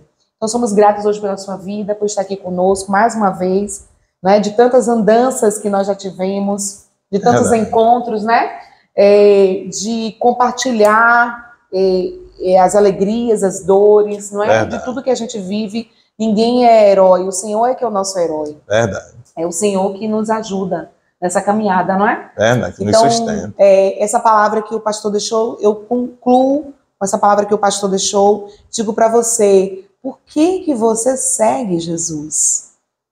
Então, nessa convicção que você tenha, prossiga, continue a seguir o Senhor, continue a procurar o nosso Deus, continue, não pare não, porque o Senhor tem grandes coisas realmente para você. Não é uma frase de efeito, não.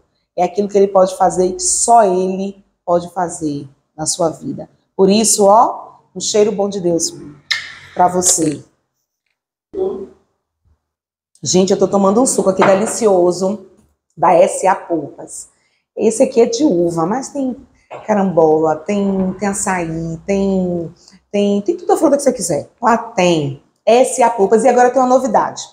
S.A. Polpas agora tem picolé trufado. Meu Deus, é uma delícia. Você quer conhecer, comprar, é lá, aqui, tem um número aqui, você pode procurar e leva na sua casa. Então, ó, S.A. Polpas para você, para ser um dia mais delicioso.